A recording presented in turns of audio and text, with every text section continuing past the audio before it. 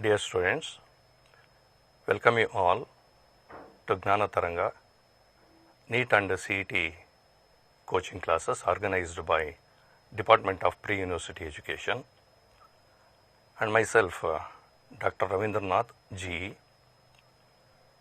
So today we are going to discuss on two topics of your second year PUC biology syllabus. One is principles of inheritance and variations, and one more is molecular basis of inheritance. So first we shall discuss on this topic principles of inheritance and variations.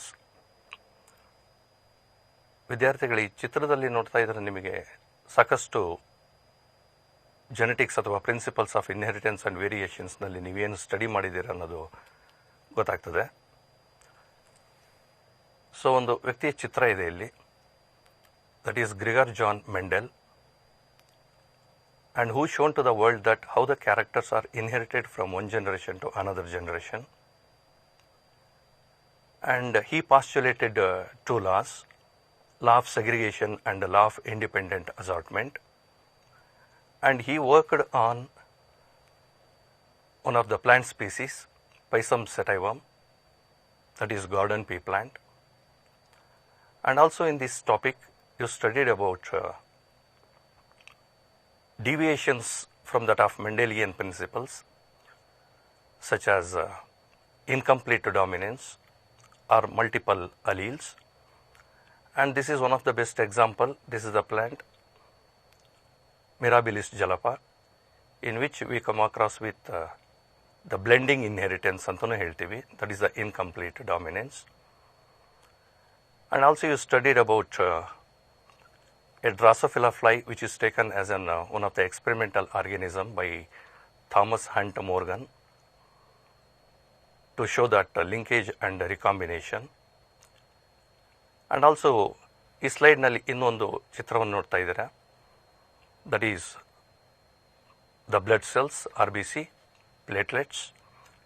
So where you studied about multiple alleles or the codominance. So ಈ principles of ಇನ್ಹೆರಿಟೆನ್ಸ್ನಲ್ಲಿ ನೀವು ಚೆನ್ನಾಗಿ ಅರ್ಥ ಮಾಡ್ಕೊಳ್ಬೇಕು ಅಂದರೆ ಕೆಲವೊಂದು ಟರ್ಮಿನಾಲಜೀಸ್ಗಳನ್ನು ಚೆನ್ನಾಗಿ ತಿಳ್ಕೊಂಡಿರಬೇಕು. ಏನೇನು ಟರ್ಮಿನಾಲಜೀಸ್ಗಳು ಬರ್ತದೆ ಈ ಟಾಪಿಕ್ಸ್ನಲ್ಲಿ ಅಂದರೆ, ಒಂದು ಜೀನ್ ಅಂತ ಹೇಳಿ, ನಿಮಗೆ ಗೊತ್ತಿದೆ gene is a segment of DNA and it is the unit of hereditary characters which is responsible for the expression of any characters. And ಇನ್ನೂ ಒಂದು ಅಲೀಲ್ಸ್ ಅಂತ ಹೇಳಿ, alleles are the two alternative forms of a single gene occupying the same locus, that is the position on the homologous chromosome and controlling a single character or a single trait. And one more term, locus. Locus is the position occupied by a gene on a chromosome. So there are a number of genes are located on a single chromosome occupying a specific position, that is called as locus. One more term is homologous chromosome. The two identical chromosomes are said to be homologous. Identical andre yav reetiyalli?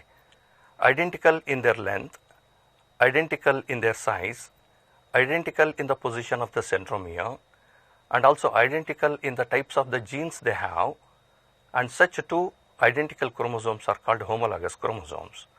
ಆ homologous ಕ್ರೋಮೋಸೋಮ್ಸ್ನಲ್ಲಿ ಒಂದನ್ನು paternal chromosome ಅಂತ ಹೇಳ್ತೀವಿ, ಇನ್ನೊಂದನ್ನು maternal chromosome ಅಂತ ಹೇಳ್ತೀವಿ.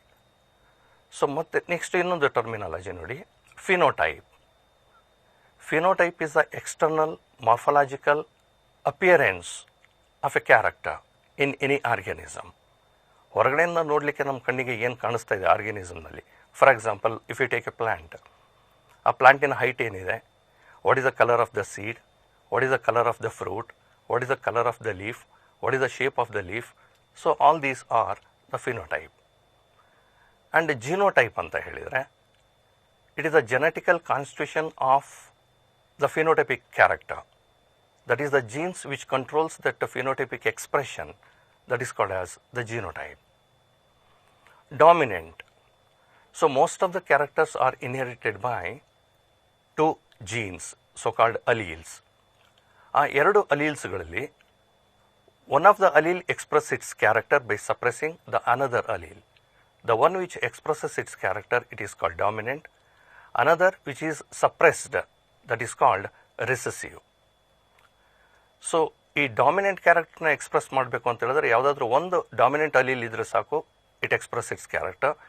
But recessive alleles express ಮಾಡಬೇಕಂದ್ರೆ it should be in the homozygous condition. So that is double recessive ಕಂಡೀಷನಲ್ಲಿ ಇದ್ದಾಗ ಮಾತ್ರ ರಿಸೆಸಿವ್ ಕ್ಯಾರೆಕ್ಟರ್ ಎಕ್ಸ್ಪ್ರೆಸ್ ಆಗುತ್ತೆ. ಮತ್ತು ಇನ್ನೊಂದು term homozygous. When a character is controlled by two identical alleles. ಯಾವುದೇ ಒಂದು ಕ್ಯಾರೆಕ್ಟರ್ ಇರ್ಬೋದು, ಅದನ್ನು ಕಂಟ್ರೋಲ್ ಮಾಡಲಿಕ್ಕೆ ಎರಡು ಐಡೆಂಟಿಕಲ್ ಅಲೀಲ್ಸ್ಗಳಿದ್ದರೆ ಅದನ್ನು ಹೋಮೋಸೈಗಸ್ ಅಂತ ಹೇಳ್ತೀವಿ. ಫಾರ್ ಎಕ್ಸಾಂಪಲ್ ಕ್ಯಾಪಿಟಲ್ ಟಿ ಅಂದರೆ both are dominant alleles, or it is small T. So then it is called homozygous condition. Next ಮುಂದಿನ ಟರ್ಮಿನಾಲಜಿ ನೋಡೋಣ. Heterozygous condition. When a character is controlled by two different alleles, that is said to be heterozygous. For example, so one is the dominant allele, another one is the recessive allele. Both the dominant and recessive allele together express one character, that is a heterozygous condition. Next, ಇನ್ನೊಂದು terminology ಇದೆ ನೋಡಿ, that is incomplete dominance. When a character is controlled by two alleles, but one of the dominant allele fails to suppress the recessive allele completely, ಆವಾಗ ಏನಾಗುತ್ತೆ, intermediate character will be expressed. ಇದನ್ನು ನಾವು ಈ snapdragon ಅಥವಾ antirrhinum ಸ್ಪೀಸೀಸ್ನಲ್ಲಿ ನೋಡಿದ್ದೀವಿ. And Mirabilis jalapa which is so called 4 o'clock plant ಅಂತೇಳಿ ಅದರಲ್ಲೂ ಕೂಡ ನೋಡಿದ್ದೀವಿ.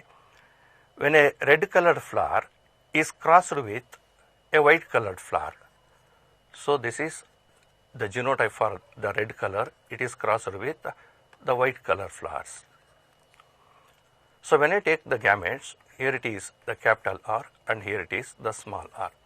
When both these two gametes are fertilized, so you will get capital R and small r. ಇಲ್ಲಿ ನೋಡಿ, ಒಂದು ಕ್ಯಾಪಿಟಲ್ ಆರ್ ಇದೆ, ಇನ್ನೊಂದು ಸ್ಮಾಲ್ ಆರ್ ಇದೆ. Capital R actually it is the dominant allele, but it fails to suppress the recessive allele completely. Hence it produces intermediate character, that is the pink coloured flowers are produced. And so that condition it is called incomplete dominance ಅಂತ ಹೇಳಿ. So next ಇನ್ನೂ ಒಂದು codominance ಅಂತ ಇದೆ. ಈ ಕೋಡಾಮಿನೆನ್ಸಲ್ಲಿ when a character is controlled by the two alleles, but neither one of the allele is dominant over another allele. So in such condition, both the alleles express their character together, that is said to be codominance. So ಅದಕ್ಕೊಂದು best example ಅಂತ ಹೇಳಿದರೆ, ನೀವು blood ಗ್ರೂಪ್ನಲ್ಲಿ study ಮಾಡಿರ್ತೀರ. So for example, so IA is one of the allele controls the A blood group, IB is one of the another allele, it controls the B blood group. When both the alleles A and B are together, both the alleles are going to produce the antigens. IA allele produces the A antigen, IB allele produces the B antigen. When both the antigens are present in that blood, then we call this blood group as AB. And in this condition, both IA and IB both are expressing their character. That's why it is called the codominance. ಇನ್ನು ಒಂದು hybrid ಅಂತ ಹೇಳಿ. When you cross two parents differing in one character or two character or many characters, what you are going to get the progeny in the immediate next generation, that is called as the hybrid. ಇನ್ನೊಂದು terminology ಇದೆ ನೋಡಿ, monohybrid. It is a cross between two parents with respect to a single character. For example, we are taking any one character, and for example, the height of the plant. Height of the plant is the one character, in which you do find two contrasting characters. One is the tall, another is dwarf. When the cross between two parents with respect to a single character, that is called as monohybrid. Or otherwise you can take a flower color or the shape of the seed, shape of the pod, colour of the pod, ಈ ರೀತಿ ಯಾವುದೇ ಕ್ಯಾರೆಕ್ಟರ್ಗಳಿರ್ಬೋದು. ಯಾವುದಾದ್ರೂ ಒಂದು ಕ್ಯಾರೆಕ್ಟರ್ಗೆ ನಾವು ಎರಡು ಪೇರೆಂಟ್ಸನ್ನು ಕ್ರಾಸ್ ಮಾಡಿದರೆ that is called monohybrid. ಇನ್ನು ಒಂದು dihybrid. It is a cross made between two parents with respect to two characters. ಇದನ್ನು ನೀವು ಲಾ ಆಫ್ ಇಂಡಿಪೆಂಡೆಂಟ್ ಅಸಾರ್ಟ್ಮೆಂಟ್ ಅಥವಾ ಡೈಹೈಬ್ರಿಡ್ ಕ್ರಾಸ್ ಅಂತ ಹೇಳ್ಬಿಟ್ಟು ನೀವು ಸ್ಟಡಿ ಮಾಡಿದ್ದೀರಾ. ಒಂದು ಶೇಪ್ ಆಫ್ ದ ಸೀಡ್, ಇನ್ನೊಂದು colour of the seed. Shape of the seed that is round and wrinkle, colour of the seed that is yellow and green. So here you are crossing the two parents or the two plants with respect to two characters, that is said to be dihybrid. In a test cross, it is a cross made between F1 hybrid with the double recessive parents. What is the significance of test cross? To know the genotype of F1 or F2 generation, whether it is homozygous condition or heterozygous condition. ಮುಂದಿನ terminology ನೋಡಿ, F1 generation. When you have selected two parents or two plants or any two organisms, so immediately the progeny which is produced, that is called F1 generation. ಅದನ್ನು first filial generation ಅಂತ ಹೇಳ್ತೀವಿ. ಅದರಿಂದ ಬರುವಂಥ ಮತ್ತೆ ಮುಂದಿನ ಜನ್ರೇಷನ್ನ F2 generation ಅಂತ ಹೇಳ್ತೀವಿ, that is second filial generation ಅಂತ ಹೇಳ್ತೀವಿ. ಸೊ ಈ ರೀತಿಯಾಗಿ ಸಾಕಷ್ಟು ಟರ್ಮಿನಾಲಜೀಸ್ಗಳು ಜೆನೆಟಿಕ್ಸ್ನಲ್ಲಿ ಬರ್ತದೆ. ಇದಕ್ಕೆ ವಿದ್ಯಾರ್ಥಿಗಳು ತುಂಬ ಫೆಮಿಲಿಯರ್ ಆಗಿದ್ದರೆ ಇದ್ರ ಮೇಲ್ಗಡೆ ಬರುವಂಥ ಯಾವುದೇ ಪ್ರಶ್ನೆಗಳನ್ನು ಸುಲಭವಾಗಿ ನೀವು ಉತ್ತರಿಸ್ಬೋದು.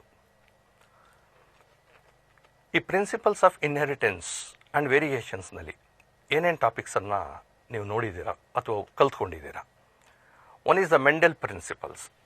ಆಗಲೇ ಹೇಳಿದೆ, Gregor John Mendel he conducted hybridization experiments on the garden pea plants, that is Pisum sativum, and he postulated two laws, law of segregation and the law of independent assortment. The law of segregation, it is also known as monohybrid cross or inheritance of one gene ಅಂತನೂ ಕೂಡ ಹೇಳ್ತೀವಿ. So in this, he took a tall plant. The tall plant is crossed with a dwarf plant. Tall, it is a dominant character controlled by the homozygous two alleles, capital T, and the dwarf, it is homozygous recessive alleles. So when you take out the gametes, it is a capital T and it is small t. When you cross these two gametes, when these two gametes are fertilized, you will get the capital T small t. So that is the tall. So that indicates the F1 generation, all plants are tall. When the F1 plants are self-crossed, so then you are going to get one homozygous tall and there are two heterozygous tall and one dwarf plant. So ಇದನ್ನು ratio ಕೂಡ ಹೇಳ್ತೀವಿ, 3:1 ಅಂತ ಹೇಳಿ. So that is 3 tall plant to 1 dwarf plant.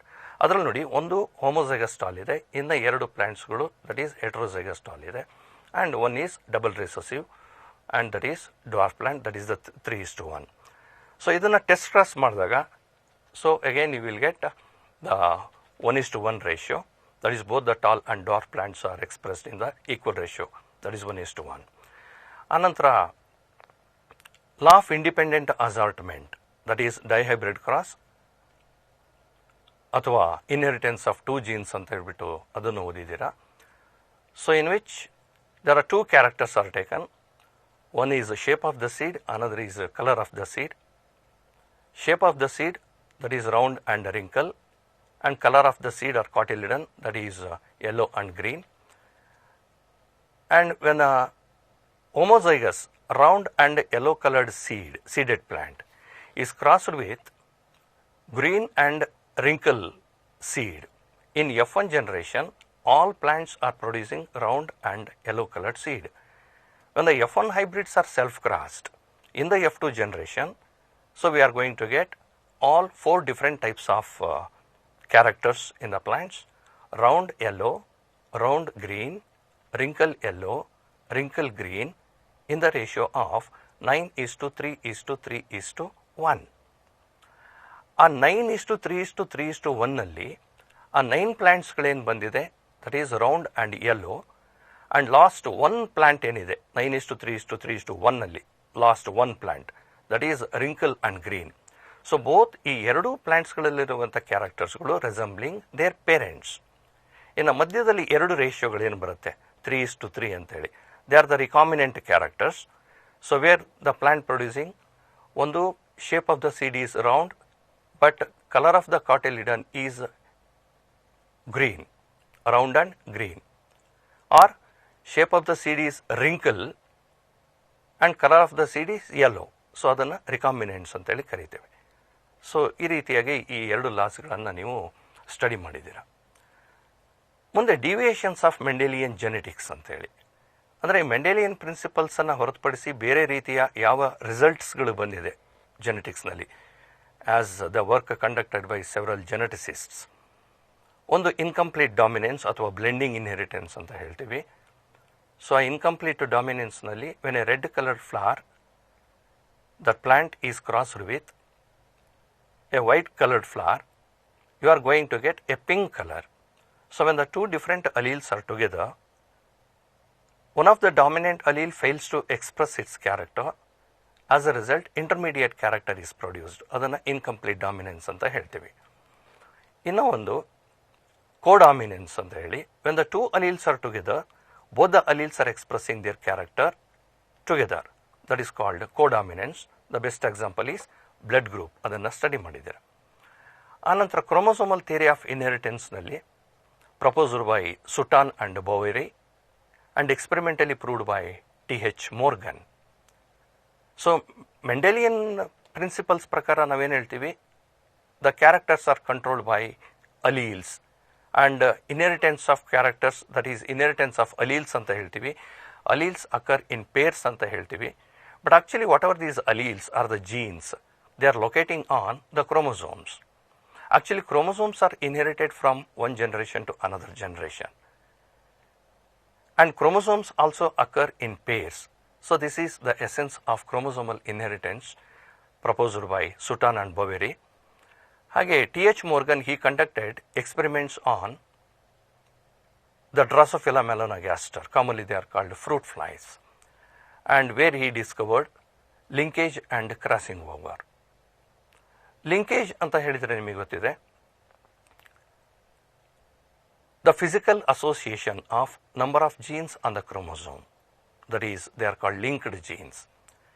When the genes are located very close to one another, that is said to be the tightly linked genes. That means linkage is more. When the linkage is more between the genes, recombination is very less.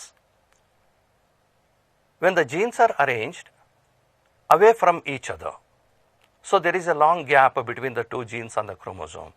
So that means linkage is very less. When the linkage is very less, recombination is more. So both the linkage and the recombination are inversely proportional. And that recombination happens because of crossing over that occurs during the formation of gametes. ನಿಮಗೆ ಗೊತ್ತಿದೆ, gamete formation ಆಗಬೇಕಾದ್ರೆ ಮಿಯಾಸಿಸ್ ಆಗುತ್ತೆ. ಆ ಮಿಯಾಸಿಸ್ನಲ್ಲಿ ಮಿಯಾಸಿಸ್ ಫಸ್ಟಲ್ಲಿ, ಅದರಲ್ಲೂ prophase ಫಸ್ಟಲ್ಲಿ ಸಾಕಷ್ಟು ಸ್ಟೇಜಸ್ಗಳನ್ನು ನೀವು ಕಲ್ತ್ಕೊಂಡಿರ್ತೀರ. ಲೆಪ್ಟೋಟೀನ್, ಝೈಗೋಟೀನ್, ಪ್ಯಾಕೆಟೀನ್, ಡಿಪ್ಲೋಟೀನ್ and ಡಯಾಕೈನಸಿಸ್ ಅಂತ ಹೇಳಿ. ಆ ಪ್ಯಾಕೆಟೀನ್ ಸ್ಟೇಜಲ್ಲಿ ಏನಾಗುತ್ತೆ, crossing over takes place between two non sister chromatids of homologous chromosomes.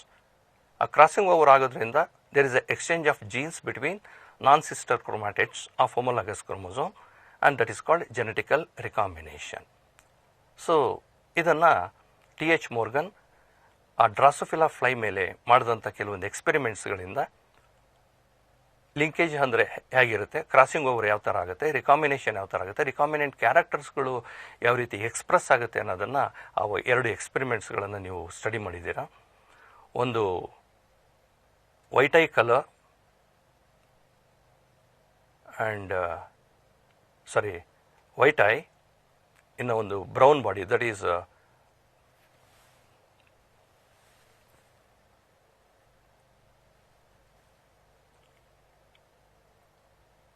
ಆ ಡ್ರಾಸೋಫಿಲಾ ಫ್ಲೈಸ್ನಲ್ಲಿ ಎರಡು ಎಕ್ಸ್ಪೆರಿಮೆಂಟ್ಸನ್ನು ನಾವು ಸ್ಟಡಿ ಮಾಡಿರ್ತೀವಿ.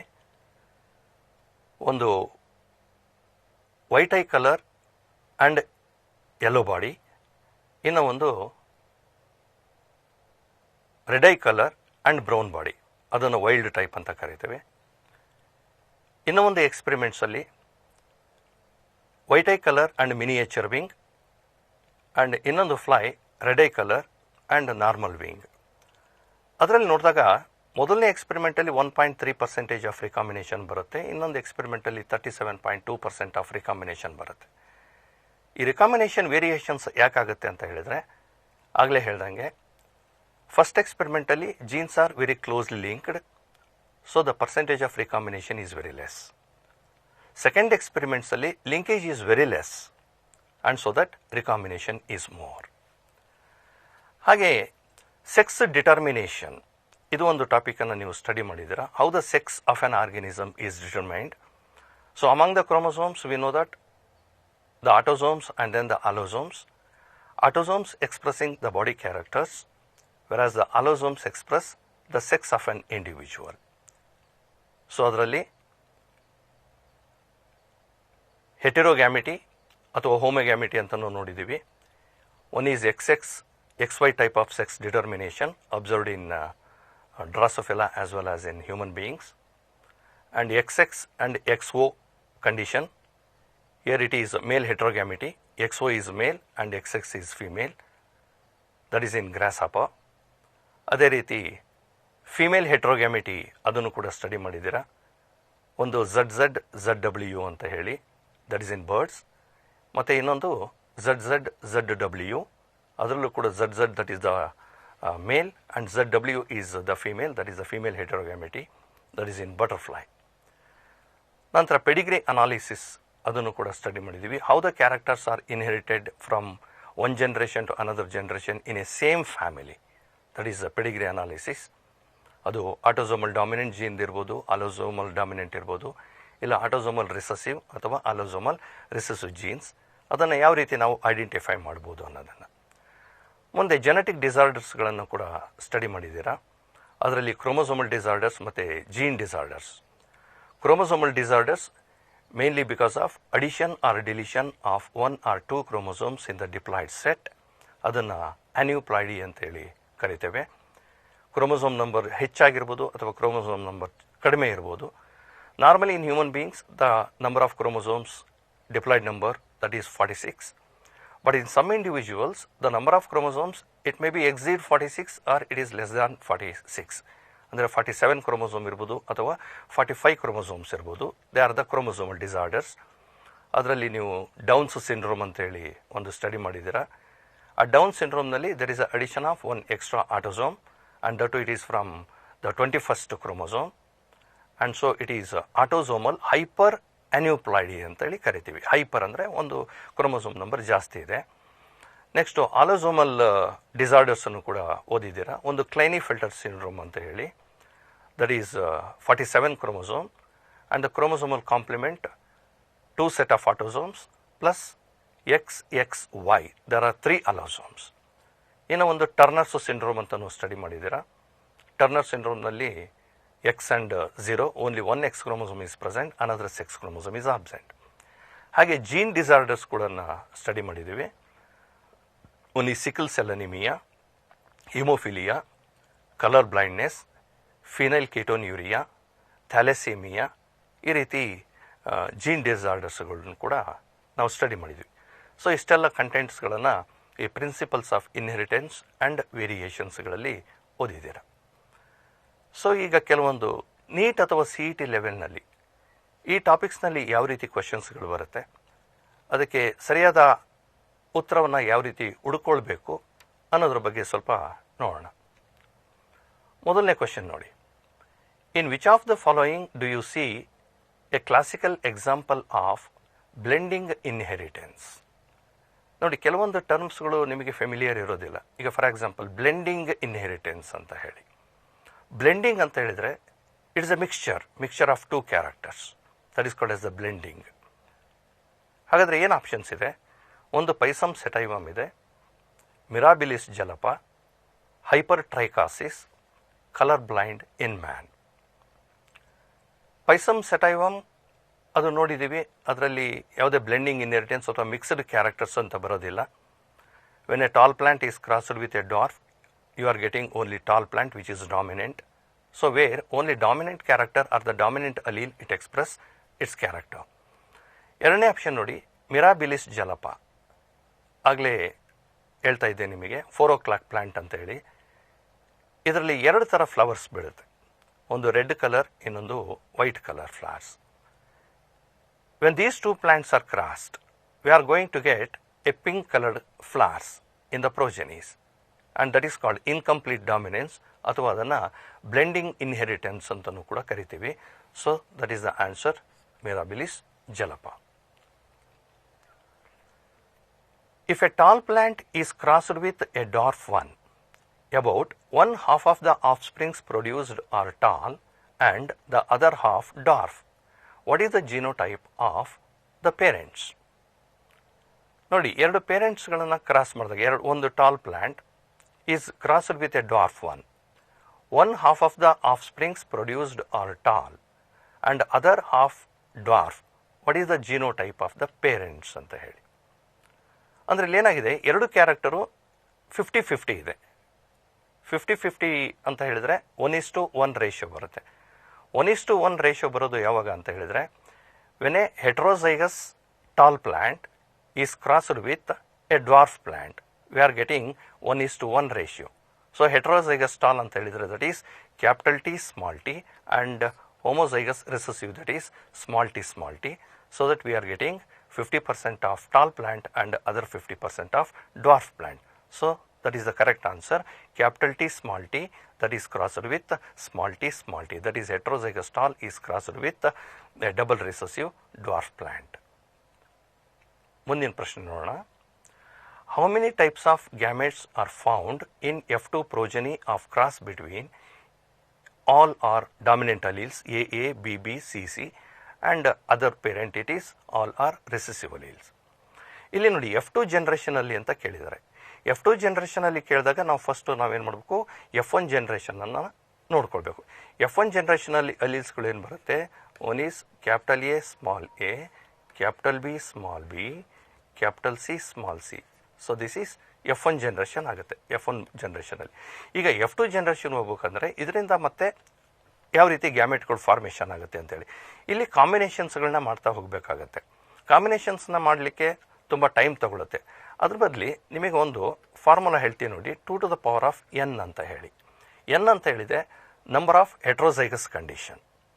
ನೋಡಿ, ಈ F1 ಜನರೇಷನ್ಲಿ ಹೆಟ್ರೋಸೈಗಸ್ ಕಂಡೀಷನ್ ಎಷ್ಟಿದೆ ಅಂತೇಳಿ, ಒಂದು AA 1 ಹೆಟ್ರೋಸೈಗಸ್ ಕಂಡೀಷನ್, ಇನ್ನೊಂದು BB, ಇನ್ನೂ ಒಂದು CC.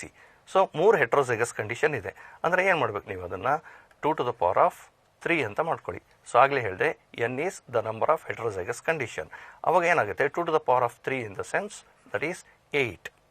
So number of gametes produced in F2 progeny it is 8 gametes R formed. ಇದೇ ರೀತಿ ನೀವು ಬೇಕಾದರೆ 4 ಹೆಟ್ರೋಸೈಗಸ್ ಕಂಡೀಷನ್ ಅಂತ ಹೇಳಿದರೆ 2 to the power of 4 ಅಂತ ಹಾಕ್ಕೊಳ್ಳಿ. ಈಗ ಫಾರ್ ಎಕ್ಸಾಂಪಲ್ ಒಂದೇ heterozygous condition, that is 2 to the power of 1. So that means only 2 gametes R formed. So for example capital T small t. So this is only 1 heterozygous condition. How many gametes are formed? One is capital T, another gamete is small t. So that means only 2 gametes are formed. So ಈ ರೀತಿ ಒಂದು ಫಾರ್ಮುಲಾವನ್ನು ನೆನ್ಪಿಟ್ಕೊಂಡ್ರೆ ಇದ್ರ ಮೇಲ್ಗಡೆ ಈ ರೀತಿಯಾದ ಕ್ವಶನ್ಗಳಿಗೆ answer ಮಾಡಲಿಕ್ಕೆ ಸುಲಭ ಆಗುತ್ತೆ. ಮುಂದಿನ ಪ್ರಶ್ನೆ ನೋಡೋಣ. If A persons RBC is not coated with specific glycoprotein, then the blood group is. ಈ ಹ್ಯೂಮನ್ನಲ್ಲಿ there are 4 types of blood groups, A, B, AB and O, depending on the types of antigens and antibodies, presence or absence in that blood sample. So A blood group ಅಂತ ಹೇಳಿದ್ರೆ antigen A is present, B ಅಂತ ಹೇಳಿದ್ರೆ antigen B is present, AB blood group ನಲ್ಲಿ both the antigens A and B are present, O blood group antigens are absent. So ಅಲ್ಲಿ ನೋಡಿ, ಅಲ್ಲಿ antigens ಅಂತ ಕ್ವಶನ್ನಲ್ಲಿ ಹೇಳಿಲ್ಲ. Specific glycoproteins present on the RBC, antigens are present on the membrane of RBC. But ಇಲ್ಲಿ ಏನಾಗಿದೆ, RBC membrane ಮೇಲೆ ಆ ಆಂಟಿಜನ್ಸ್ ಅಂದರೆ ಗ್ಲೈಕೋಪ್ರೋಟೀನ್ ಅಬ್ಸೆಂಟ್ ಆಗಿದೆ. ಅದ್ರ ಮೇಲ್ಗಡೆ RBC ಮೆಂಬ್ರೇನ್ ಮೇಲ್ಗಡೆ ಗ್ಲೈಕೋಪ್ರೋಟೀನ್ಸ್ ಅಥವಾ ಆಂಟಿಜನ್ಸ್ ಇಲ್ಲ ಅಂತ ಹೇಳಿದರೆ then the blood group of that person is O blood group. ಮುಂದಿನ ಪ್ರಶ್ನೆ ನೋಡೋಣ. In a cross between homozygous tall and dwarf pea plants, what percentage of offsprings will have the same genotype as their parents in F1 generation? ಈ ಪ್ರಶ್ನೆಯನ್ನು ಸ್ವಲ್ಪ ಕರೆಕ್ಟಾಗಿ ಅರ್ಥ ಮಾಡ್ಕೊಳ್ಳಿ. ಒಂದು ಹೋಮೋಜೈಗಸ್ ಟಾಲ್ ಪ್ಲಾಂಟ್ ಇದೆ, so that is capital T. ಇನ್ನು ಒಂದು ಹೋಮೋಜೈಗಸ್ ಡ್ವಾರ್ಫ್ ಪ್ಲಾಂಟ್ ಇದೆ. ಈ ಎರಡು ಪ್ಲಾಂಟ್ಸ್ಗಳನ್ನು ಕ್ರಾಸ್ ಮಾಡಿದಾಗ what percentage of offsprings will have the same genotype as their parents in F1 generation? So ನೋಡಿ, so here it is the gamete and this is the gamete, and when these two gametes are fertilized, so then the F1 progeny is capital T and small t. One dominant allele, another one is the recessive allele. A question ಅಲ್ಲಿ ಏನಿದೆ ನೋಡಿ, what percentage of offsprings will have the same genotype as their parents in F1 generation? ಇಲ್ಲಿ parents genotype ನೋಡಿ, both are dominant alleles, ಇನ್ನ ಒಂದು parent both are recessive alleles. But ಬಂದಿರುವಂಥ ಪ್ರೋಜೆನಿಯಲ್ಲಿ ಏನಾಗಿದೆ, ಹೆಟ್ರೋಸೈಗಸ್ ಕಂಡೀಷನ್ ಬಂದಿದೆ. So that those progenies will not resemble, genotypically they are not resembling their parents, but of course phenotypically they are resembling. So this is the tall plant, and where this F1 progeny, it is also tall. Phenotypically it resembles one of the parents. But ಅಲ್ಲಿ ಕೇಳಿರುವಂಥ question genotype, ಎಷ್ಟು percentage of genotype resembling their parent ಅಂತೇಳಿ. So this genotype is not resembling any one of the parents, and so that the answer is 0%. In a typical Mendelian dihybrid cross, one of the parent is homozygous for both the dominant traits and another parent is homozygous for both recessive traits. In the F2 generation, both parental combinations and recombination appear. What is the genotype ratio of parental combination to recombination respectively? Dear students, ಇದು dihybrid cross ಅಂತ ನಿಮಗೆ ಗೊತ್ತಾಗ್ತಾ ಇದೆ. ಈ dihybrid cross F2 ಜನರೇಷನಲ್ಲಿ ನಮಗೆ ಒಂದು ratio ಬರ್ತದೆ. ಯಾವುದದು? 9:3:3:1 ಅಂತ ಹೇಳಿ ಇದು ಒಂದು ರೇಷಿಯೋ ಬರುತ್ತೆ F2 ಜನರೇಷನಲ್ಲಿ. ಹಾಗಾದರೆ ಈ 9 ಪ್ಲಾಂಟ್ಸ್ ಯಾವುದು, ಈ 3 ಪ್ಲಾಂಟ್ಸ್ ಯಾವುದು, ಈ 3 ಪ್ಲಾಂಟ್ಸ್ ಯಾವುದು, ಇದು 1 ಪ್ಲಾಂಟ್ ಯಾವುದು ಅಂತೇಳಿ. ಈ 9 ಪ್ಲಾಂಟ್ಸ್ ಏನು ಬಂದಿದೆ, this is round and yellow, and this 3 is round and green, and this 3 is wrinkle and yellow, and 1 is wrinkle and green. Question ನೋಡಿ, what is the genotypic ratio of parental combination to recombination respectively? Parental combination ಎಷ್ಟು, recombination ಅಷ್ಟು ಅಂತ ಹೇಳಿ. Round and yellow it is the parent character. ಇನ್ನು ಒಂದು wrinkle and green it is also A parental character. ಅಲ್ಲಿಗೆ 9 + 1, so these are totally 10, that is parental character. ಇನ್ನು ಈ ಮಧ್ಯದಲ್ಲಿ 2 ರೇಷಿಯೋ ಇದೆ ನೋಡಿ, 3:3 ಅಂತೇಳಿ. So 1 is round and green, ಇನ್ನು ಒಂದು wrinkle and yellow. Both round and green and wrinkle and yellow, both are recombinant characters, and so that these 3 + 3, that is 6. ಅಲ್ಲಿಗೆ ratio ಏನಾಗುತ್ತೆ, 10:6. 10 is a parental character and 6 is recombinant.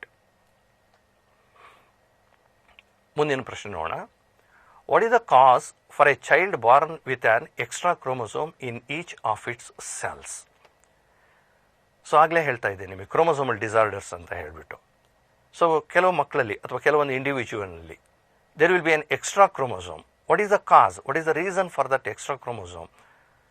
Normally in human beings the total number of chromosomes that should be 46, that is the diploid number. But there is a addition of 1 extra chromosome. ಅವಾಗೇನಾಯಿತು, the total number of chromosomes it will become 47. So what is the cause for this? So during the formation of gametes, when the cell is diploid, so when the gametes are formed, it undergo meiosis, which is the reductional division, which is going to produce the gametes carrying 23 and 23 chromosome. So where the gametes are becoming haploid. But sometimes due to non-separation ಅಥವಾ non-segregation ಅಂತ ಹೇಳ್ತೀವಿ, due to non-separation or non-segregation of chromosomes during the formation of gametes in meiosis, instead of 23 chromosomes, one of the gametes will receive 24 chromosomes. Then the gamete carrying the 24 chromosome, if it is fertilized by a normal gamete carrying the 23 chromosome, then what happens? 24 + 23, that will become 47. ಅಂದರೆ ಏನಕ್ಕಾಯಿತು? Due to non separation or non segregation of chromosomes during the formation of gametes. ಆ non segregation ಏನಂತ ಹೇಳ್ತೀವಿ? ನಾನ್ ಡಿಸ್ಜಂಕ್ಷನ್ ಅಂತ ಹೇಳ್ತೀವಿ. So that is non-disjunction, that is non-separation of chromosomes during the formation of gametes. It results in the additional extra chromosomes in the cells that causes chromosomal disorders. ಮುಂದಿನ ಪ್ರಶ್ನೆ ನೋಡೋಣ. Hemophilia is expressed in females due to. Hemophilia, it is one of the disorder and it is caused by a recessive gene present on X chromosome. ಈಗ ಅದು recessive gene ಅಂತ ಹೇಳ್ತಾ ಇದ್ದೀನಿ, ಅದು ಫಿಮೇಲ್ನಲ್ಲಿ express ಆಗಬೇಕು ಅಂದರೆ A female individual have the 2 X chromosomes. Suppose one of the X chromosome is having the gene for hemophilia. She is only the carrier. This character is not expressed. ಏನಕ್ಕೆ express ಆಗೋದಿಲ್ಲ ಅಂತ ಹೇಳಿದ್ರೆ, ಈ recessive gene express ಆಗಬೇಕು ಅಂತ ಹೇಳಿದ್ರೆ it should be in the homozygous condition and so that she must have 2 genes on both the chromosomes. ಅಂದರೆ ಮೊದಲನೇ ಆಪ್ಷನ್ ನೋಡಿ, a recessive gene present on X chromosome. ಒಂದೇ ಒಂದು ರಿಸೆಸಿವ್ ಜೀನ್ ಇದ್ರೆ carrier ಆಗುತ್ತೆ. Double recessive genes present on X chromosome, so this is called double recessive. There are both the X chromosome carrying the gene for haemophilia, then only it is possible for the expression of this character in the females. ಮುಂದಿನ ಪ್ರಶ್ನೆ ನೋಡೋಣ. ಇನ್ mice, Y is the dominant allele for yellow fur and small y is the recessive allele for grey fur. Since capital Y, that is the dominant allele, is lethal when homozygous, the result of cross between capital Y small y into capital Y small y. Option nodi, 3 yellow and 1 grey, 2 yellow 1 grey, 1 yellow 2 grey, 1 yellow 1 grey. ಈ particularly ಈ ಟಾಪಿಕ್ಸ್ನಲ್ಲಿ ನೀವು answer ಮಾಡಬೇಕಾದ್ರೆ ಕೆಲವೊಂದು rough ವರ್ಕನ್ನು ಮಾಡಿಕೊಂಡ್ರೆ ಒಳ್ಳೆಯದು ಅನಿಸುತ್ತೆ. ಇಲ್ಲಿ ನೋಡಿ, ಒಂದು heterozygous condition. The capital Y, it is the dominant allele, that is for the yellow fur, and that is the small Y, it is for the grey fur. When these 2 parents are crossed, so what we are going to get? Capital Y, capital Y, capital Y, small y, capital Y, small y, small y, small y. So these are the genotype what we are getting. So ಅಲ್ಲಿ it is just like a monohybrid cross, F2 generation ಅಲ್ಲಿ ಬರುವಂಥದ್ದನ್ನು. ಅಲ್ಲಿ ಒಂದು condition ಕೊಟ್ಟಿದ್ದಾರೆ ಆ question ಅಲ್ಲಿ. ಏನು condition ಇದೆ ನೋಡಿ, since capital Y is lethal when homozygous, ಅಂದರೆ ಆ ಡಾಮಿನೆಂಟ್ ಅಲ್ಲಿ ಹೋಮೋಸೈಗಸ್ ಕಂಡೀಷನ್ ಇದ್ದಾಗ ಲೀದಲ್ ಅಂತೇಳಿ. ಲೀದಲ್ ಅಂತ ಹೇಳಿದ್ರೆ that organism is unable to survive, ಅದು ಬದುಕೋದಿಲ್ಲ ಅಂದರೆ ಇಲ್ಲಿ ನೋಡಿ. So this is capital Y, capital Y, it is lethal, so this organism is unable to survive. So ಹಾಗಾದರೆ ಉಳ್ಕೊಂಡಿದ್ದೀನಿ ಏನು ಉಳಿದಿದೆ ನೋಡಿ. So these 2 organisms, so that means that character, it is yellow character, and this is small Y, small Y. So where it controls the blue colour, that is the grey colour. So 1 is, so that means the 2 yellow is to 1 grey. So ಅಂದರೆ 2 yellow fur and 1 character, that is the grey fur. So 2 is to 1, 2 yellow is to 1 grey, that is the answer. Gynecomastia is the symptom of chromosomal disorder in humans. Identify the chromosomal complement that causes this disorder. ನೋಡಿ, ಗೈನಕೋಮ್ಯಾಸ್ಟಿಯಾ ಅಂತ ಡೈರೆಕ್ಟಾಗಿ ಒಂದು ಕ್ಯಾರೆಕ್ಟರ್ನ ತೋರಿಸ್ತಾ ಇರುವಂಥ ಒಂದು question ಇದು.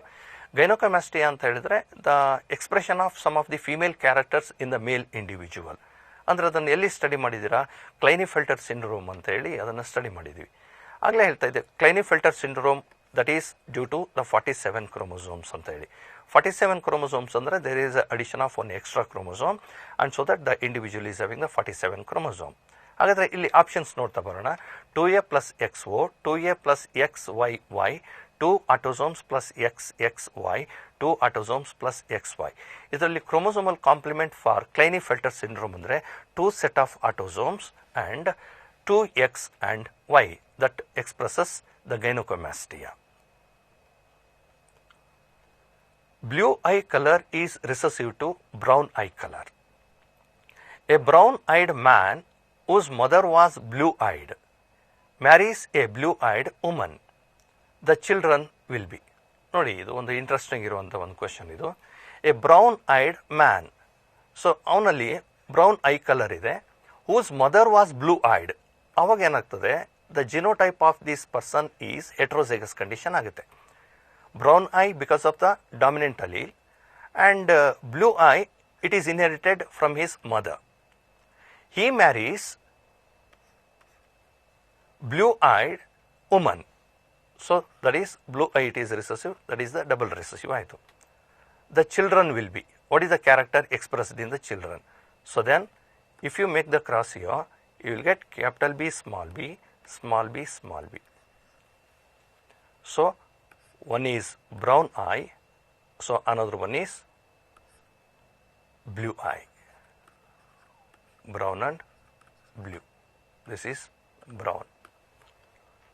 So ಈಗ option ನೋಡಿ, both blue eyed and brown eyed 1:1, all are brown eyed, all are blue eyed, blue eyed and brown eyed 3:1.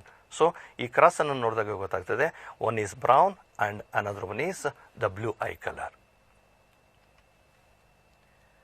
A human male is heterozygous for autosomal genes A and B, is also hemizygous for hemophilic gene H. What percentage of sperms will carry ABH genes ಅಂತ ಹೇಳಿ. So these are the two autosomal genes, and ಅದರಲ್ಲಿ heterozygous condition ಅಂತ ಇದೆ. heterozygous condition ಅಂತ ಹೇಳಿದ್ರೆ capital A, small a, capital B, small b. So heterozygous for autosomal genes A and B. He is also hemizygous for hemophilic gene H. So that man is having two chromosomes, that is X and Y. And hemophilic genes, that is hemophilic gene present on X chromosome. It is a recessive gene locating on X chromosome. What percentage of sperms will carry ABH genes? ಅಂದರೆ ಈಗ ನಮಗೆ ಈ genotype ಇರುವಂಥದ್ರಿಂದ how many gametes will have ABH genes? ABH ಅಂತ ಹೇಳಿದ್ರೆ so ABX. So because the gene for hemophilia present on X chromosome. So ಇದೊಂದು calculation ಮಾಡಬೇಕಾಗ್ತದೆ ನೀವು. So what is the total number of gametes R produced, ಇದರಲ್ಲಿ ಒಟ್ಟು ಎಷ್ಟು ಗ್ಯಾಮೆಟ್ಸ್ಗಳು formation ಆಗುತ್ತೆ ಅಂತೇಳಿ. ಆಗಲೇ ನಿಮಗೊಂದು ಫಾರ್ಮುಲಾ ಹೇಳ್ತಾ ಇದ್ದೆ ನಾನು, to the power of N ಅಂತ ಹೇಳಿ. N is the number of heterozygous condition. ಇಲ್ಲಿ ಹೆಟ್ರೋಸೈಗಸ್ ಕಂಡೀಷನ್ ಎಷ್ಟಿದೆ ನೋಡಿ, 1, 2 and consider this one also heterozygous. So that means 2 to the power of 3. 2 to the power of 3 ಅಂದರೆ totally 8 ಗ್ಯಾಮೆಟ್ಸ್ಗಳು formation ಆಗುತ್ತೆ. 8 different types of gametes. ಆ 8 ಗ್ಯಾಮೆಟ್ಸಲ್ಲಿ 1 gamete which is formed, that is ABH gamete formation ಆಗುತ್ತೆ. So ಅಲ್ಲಿ percentage ಅಂತ ಇಲ್ಲಿ ಕೇಳಿರೋದ್ರಿಂದ, so 1 divided by 8 multiplied by 100. So ಇದನ್ನು ನೀವು ಕ್ಯಾಲ್ಕುಲೇಷನ್ ಮಾಡಿದರೆ you will get the answer, that is 12.5%. Aneuploidy condition in man is due to non-disjunction of chromosomes that happens during options ನೋಡಿ, metaphase first of meiosis, anaphase first of meiosis, metaphase second of meiosis, anaphase second of meiosis. ಆಗಲೇ ಹೇಳ್ತಾ ಇದ್ದೆ ನಿಮಗೆ, there is an additional extra chromosome is added in some individuals and so that they are going to get 47 chromosomes ಅಂತ ಹೇಳಿ. So 47 chromosome ಅಥವಾ additional of chromosome ಅಥವಾ deletion of chromosome, that is the aneuploidy condition. ಯಾಕಾಗುತ್ತೆ ಅಂತ ಹೇಳಿದ್ರೆ ನಾನ್ ಡಿಸ್ಜಂಕ್ಷನ್ ಅಂತ ಹೇಳಿ. ಅದು ಆಗೋದು ಯಾವಾಗ 2 ಹೋಮೋಲಾಗಸ್ ಕ್ರೋಮೋಸೋಮ್ಸ್ಗಳು ಪೇರಿಂಗ್ ಆಗುತ್ತೆ, ಯಾವುದರಲ್ಲಿ, ಝೈಗೋಟಿನಲ್ಲಿ. ಆನಂತರ ಕ್ರಾಸಿಂಗ್ ಓವರ್ ಆಗುತ್ತೆ. ಕ್ರಾಸಿಂಗ್ ಓವರ್ ಆದಮೇಲೆ ಸಪ್ರೇಷನ್ ಆಫ್ ಕ್ರೋಮೋಸೋಮ್ಸ್ ಆಗುತ್ತೆ. ಆ ಸಪ್ರೇಷನ್ ಆಫ್ ಕ್ರೋಮೋಸೋಮ್ಸ್ ಆಗೋದು ಯಾವಾಗ, ಅನಾಫೇಸ್ನಲ್ಲಿ ಆಗುತ್ತೆ. ಆ ಅನಾಫೇಸ್ನಲ್ಲಿ, ಅದರಲ್ಲೂ ಮಿಯಾಸಿಸ್ ಫಸ್ಟಲ್ಲಿ, ಅನಾಫೇಸ್ ಫಸ್ಟಲ್ಲಿ ಕ್ರೋಮೋಸೋಮ್ಸ್ಗಳು, ಹೋಮೋಲಾಗಸ್ ಕ್ರೋಮೋಸೋಮ್ಸ್ಗಳು, they are aligned on the equatorial plane in pair. They should be get separated, but due to non separation, that is called non disjunction. So there will be addition of extra chromosomes that happens in the individuals, and it happens in anaphase first of meiosis. ಮುಂದಿನ ಪ್ರಶ್ನೆ ನೋಡೋಣ. A normal visioned man whose father was colorblind marries a woman whose father was also colorblind. They have their first child as a daughter. What is the chances that this child would be colorblind? ನೋಡಿ, ಇದು ಒಂದು ಸ್ವಲ್ಪ calculation ಮಾಡುವಂಥ question ಇರುತ್ತೆ, ಅಂದರೆ ಸ್ವಲ್ಪ workout ಮಾಡಬೇಕಾಗತ್ತೆ. A normal vision man whose father was color blind. ನೋಡಿ, normal vision man, so that is XY. ಈ ಕಲರ್ ಬ್ಲೈಂಡ್ ಅನ್ನೋದು ಕೂಡ it is also controlled by a recessive gene present on X chromosome. So but here a normal visioned man whose father was color blind, ಅಪ್ಪ colour blind, but this man has the normal vision and so that X and Y is the genotype. ಮುಂದೆ ನೋಡಿ, marries a woman whose father was also color blind. Woman means there are 2 X chromosome. ಈ 2 X ಕ್ರೋಮೋಸೋಮ್ನಲ್ಲಿ 1 X chromosome comes from father, another X chromosome comes from mother. ಇಲ್ಲಿ ಒಂದು condition ಏನು ಹೇಳ್ತಾ ಇದೆ ಕ್ವಶನಲ್ಲಿ, marries a woman whose father was also color blind. So that means she receives one of the allele for color blind from her father. ಮುಂದೆ question continue ನೋಡಿ. What is the chances that this child would be colour blind? ಯಾವುದು? Female child ಅಂತ ಹೇಳ್ತಾರೆ. Female child possibility ಏನಿದೆ? One is XX', another XX. ಈ 2 female children possibility ಇದೆ. ಈ female ಚಿಲ್ಡ್ರನ್ನಲ್ಲಿ this child it is carrier but not colour blind, and this child normal visioned. But question ಏನು ಕೇಳ್ತಾ ಇದೆ, what is the chances that this child would be colour blind? So none of their female children going to have the color blind character, so the answer is the 0%. Y-linked gene express its character. ನೋಡಿ, Y-linked gene ಯಾವಾಗ ತನ್ನ ಕ್ಯಾರೆಕ್ಟರ್ನ express ಆಗುತ್ತೆ ಅಂತೇಳಿ. Y-linked gene ಅಂತ ಹೇಳಿದ್ರೆ it is present only in human male, and whatever the genes which are present on the Y chromosome, it is expressed only in among the males, but it never going to express in female, and so that it express in male individuals as hemizygous condition. ಇದನ್ನ hemizygous condition ಅಂತ ಕರಿತೀವಿ.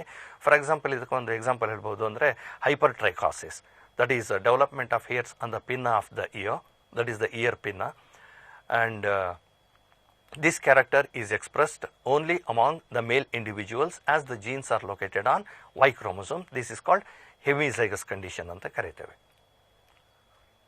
ಮುಂದಿನ ಪ್ರಶ್ನೆ ನೋಡೋಣ. The gene for hemophilia is located on X chromosome. Hence, it is normally impossible for. ನೋಡಿ, 4 statement ಇದೆ. ಯಾವುದು possible ಇದೆ, ಯಾವುದು ಇಂಪಾಸಿಬಲ್ ಇದೆ. Hemophilic father to pass the gene to his daughter. ಈಗ ಫಾದರ್ ಈಸ್ ಹಿಮೋಫಿಲಿಕ್ ಅಂತ ಹೇಳಿದ್ರೆ X', Y. So this is the X chromosome carrying the gene for hemophilia, and so that he can transfer this gene to his daughter. That is right. ಇಲ್ಲಿ ನಾವು ಯಾವ್ದು ನೋಡಬೇಕಾಗಿದೆ? Impossible ನೋಡಬೇಕಾಗಿದೆ. Carrier mother to pass the gene to her daughter. Carrier mother, so this is carrier mother. She carries one of the gene for hemophilia present on one of the X chromosome, and she can inherit this trait to her daughter. This is also possible. Carrier mother to pass the gene to her son. Once again, so this is the carrier mother, and one of the gene, that means one X chromosome of the mother is going to inherit to her son, and so that it is also possible where carrier mother to pass the gene to her son. This is also possible. ಕೊನೆ statement ನೋಡೋಣ. Haemophilic father to pass the gene to his son. So father is haemophilic. See, the father is haemophilic. Pass the gene to his son. X and Y ಕ್ರೋಮೋಸೋಮ್ನಲ್ಲಿ father always contribute Y chromosome to his son but not X chromosome, and so that he cannot inherit hemophilic gene to his son. So this is impossible. So this is the correct answer. Hemophilic father to pass the gene to his son is impossible. Webbed neck, broad chest, low mental capacity and less of female hormone is a characteristic of. ನೋಡಿ, ಇಲ್ಲಿ characters ಅನ್ನೇ ಹೇಳಿದ್ದಾರೆ. Chromosome, ಇದು ಒಂದು chromosomal disorder. ಆ ಕ್ಯಾರೆಕ್ಟರಿಸ್ಟಿಕ್ಸ್ಗಳನ್ನು ನೋಡ್ತಾ ಹೋದರೆ webbed neck, broad chest, low mental capacity and less female hormone, ಇದು ಇರುವಂಥದ್ದು ಒಂದು ಟರ್ನರ್ಸ್ ಸಿಂಡ್ರೋಮ್ನಲ್ಲಿ. ಟರ್ನರ್ಸ್ ಸಿಂಡ್ರೋಮ್ ಅಂತ ಹೇಳಿದರೆ that is 2 set of autosomes plus XO or X0. Only one X chromosome is present, another X chromosome is absent. ಇದು Turner ಸಿಂಡ್ರೋಮ್ನ ಒಂದು chromosomal complement, and so that it is an allosomal aneuploidy. ಅಂದರೆ ಈ ಅನ್ಯೂಪ್ಲಾಯ್ಡಿನಲ್ಲಿ ಒಂದು chromosome number ಏನಾಗಿದೆ, ಕಡಿಮೆ ಆಗಿದೆ. ಅವಾಗ ಆನ್ಸರ್ನ ನೋಡಬೇಕಾದ್ರೆ ಒಂದು ಆಲೋಸೋಮಲ್ ಹೈಪೋ ಅನ್ಯೂಪ್ಲಾಯ್ಡಿ ಡಿಸಾರ್ಡರ್ ಅಂತ ಇದೆ, ಇನ್ನೊಂದು ಆಲೋಸೋಮಲ್ ಹೈಪರ್ ಅನ್ಯೂಪ್ಲಾಯ್ಡಿ ಇದೆ. ಇಲ್ಲಿ ಹೈಪರ್ ಅಲ್ಲ, ಹೈಪರ್ ಅಂತ ಹೇಳಿದ್ರೆ ಒಂದು ಕ್ರೋಮೋಸೋಮ್ ಹೆಚ್ಚಿರೋದು, ಇಲ್ಲಿ ಏನಾಗಿದೆ ಒಂದು ಕ್ರೋಮೋಸೋಮ್ ಕಡಿಮೆ ಇದೆ. So allosomal hypo aneuploidy is the answer. Identify the correct statement on the linkage and crossing over experiments conducted by T.H. Morgan on fruit flies. Correct statement ಯಾವುದು ಅಂತ ಹೇಳ್ಬಿಟ್ಟು ಇಲ್ಲಿ ಐಡೆಂಟಿಫೈ ಮಾಡಬೇಕು. ಸ್ಟೇಟ್ಮೆಂಟ್ ಮೊದಲನೇ ನೋಡೋಣ. The jeans which are tightly linked have shown more recombination.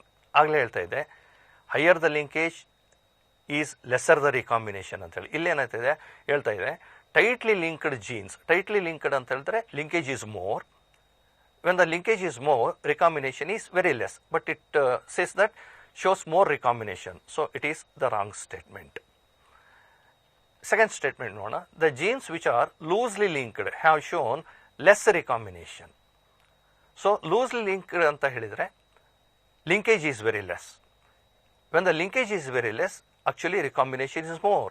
ಇಲ್ಲೇನು ಹೇಳ್ತಾ ಇದೆ loosely linked shown less recombination. This statement is also wrong. Frequency of recombination of genes is inversely proportional to percentage of linkage.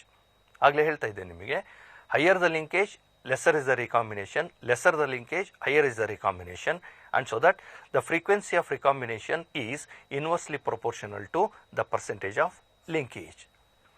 So that is the correct answer. ಕೊನೆಯ statement ಅನ್ನು ಕೂಡ ನೋಡೋಣ. Frequency of recombination of genes is directly proportional to percentage of linkage ಅಲ್ಲ.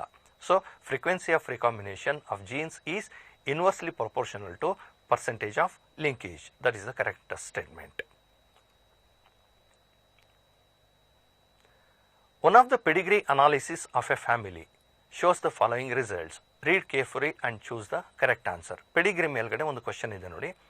Affected individuals have at least one affected parent. The phenotype generally appears every generation. Two unaffected parents only have unaffected offspring. Traits do not skip generations. ಇಷ್ಟೆಲ್ಲ ಕಂಡೀಷನ್ಸ್ಗಳು ಒಂದು Pedigree analysis ಮಾಡಿದಾಗ ಇದೆ ಅಂತ ಹೇಳಿದರೆ so ಅದು ಏನನ್ನು ತಿಳಿಸುತ್ತೆ. It is an autosomal dominant trait, it is an allosomal recessive trait, it is an allosomal dominant trait, it is an allosomal recessive trait. So actually it is the autosomal dominant ಟ್ರೈಟ್.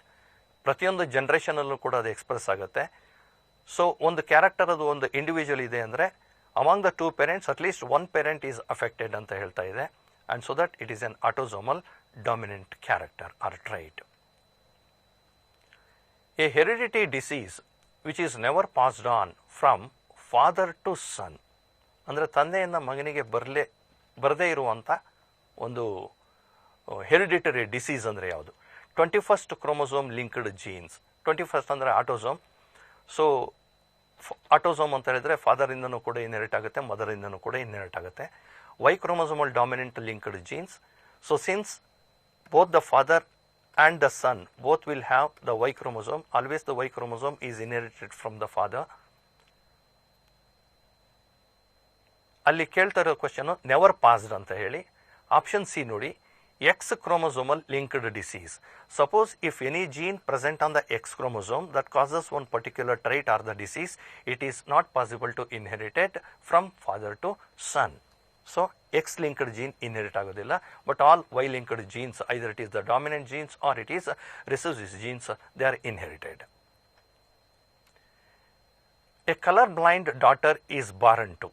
ನೋಡಿ, colour blind daughter ಅಂತ ಹೇಳಿದ್ರೆ ಒಂದು mark ಮಾಡಿ ಇಟ್ಕೊಳ್ಳಿ. Colour blind daughter ಅಂತ ಹೇಳಿದ್ರೆ both the chromosomes carries the gene for colour blind. ಯಾವಾಗ possibility ಇದೆ ನೋಡೋಣ. Colour blind mother and normal father. Colour blind mother is colour blind, normal father, ಇಲ್ಲಿ ಪಾಸಿಬಿಲಿಟಿ ಇದೆಯಾ ನೋಡಿ. ಇಲ್ಲಿ ಏನಾಗುತ್ತೆ, X dash, this is the possibility where the girl she become carrier but not the colour blind. Second option ನೋಡೋಣ. Carrier mother and normal father. Carrier mother XX dash and normal father XY. So here also there is no possibility. Carrier mother and colorblind father. Mother she is carrier and the father is color blind. Now there is a chance.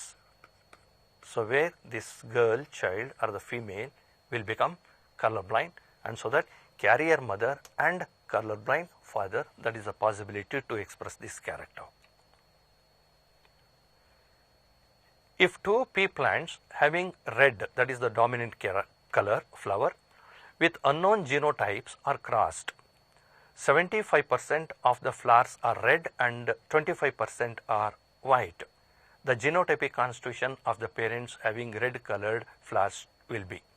ಅಂದರೆ 75% 25% ಅಂತ ಹೇಳಿದರೆ it is actually 3:1 ratio ಬರುತ್ತೆ. ಮಾನೋಹೈಬ್ರಿಡ್ ಕ್ರಾಸ್ನಲ್ಲಿ 3:1 ratio ಬರೋದು ನಿಮಗೆ ಗೊತ್ತಿದೆ. When the capital T small T is crossed with capital T small T, that is heterozygous condition. ಇಲ್ಲಿ flower character ಕೊಟ್ಟಿರೋದ್ರಿಂದ instead capital T small T you can take capital R small R so that you will get 3:1 ratio. ಆವಾಗ parents ಏನಾಗಿರುತ್ತೆ, that is heterozygous condition. So both the parents are heterozygous condition. If 75% of the offsprings show dominant character, then the parents are. ನೋಡಿ, ಇದು ಈ ಹಿಂದೆ discuss ಮಾಡಿದಂಥ ಕ್ವಶನ್ಗೆ ಸಂಬಂಧಪಟ್ಟಿದ್ದು. 75% ಆಫ್ಸ್ಪ್ರಿಂಗ್ಸ್ dominant character ಅಂತ ಹೇಳಿದರೆ ರೇಷಿಯೋ 3 ಬರುತ್ತೆ. ಇನ್ನೊಂದು 25% ದಟ್ ಈಸ್ ರಿಸೆಸಿವ್ ಕ್ಯಾರೆಕ್ಟರ್ ಬರುತ್ತೆ. ಅವಾಗ ಏನಾಗಿರಬೇಕು, ಬೋತ್ ಆರ್ ಹೆಟ್ರೋಸೈಗಸ್ ಕಂಡೀಷನ್ ಅಂತ ಮೊದಲನೇ ಕ್ವಶನ್ ಅನ್ನು ಹೇಳಿದೆ. ಆ ಹೆಟ್ರೋಸೈಗಸ್ ಕಂಡೀಷನನ್ನು ನಾವು ಹೈಬ್ರಿಡ್ಸ್ ಅಂತೇಳಿ ಕರಿತೇವೆ. Find the chance factor to get the inheritance of haemophilia in male child whose father is hemophilic and mother is carrier for hemophilia. ನೋಡಿ, ಮೇಲ್ ಚೈಲ್ಡಲ್ಲಿ ಕೇಳ್ತಾ ಇದ್ದಾರೆ, father is haemophilic, so that is X-Y. Mother is carrier, mother she carries the gene for hemophilia. What is the chance factor to get the inheritance of hemophilia in male child? So male child, so XY, one possibility, these two chromosome, and another possibility is X-Y. And look at this child. This child will become hemophilic. But look at this child. It is non-hemophilic.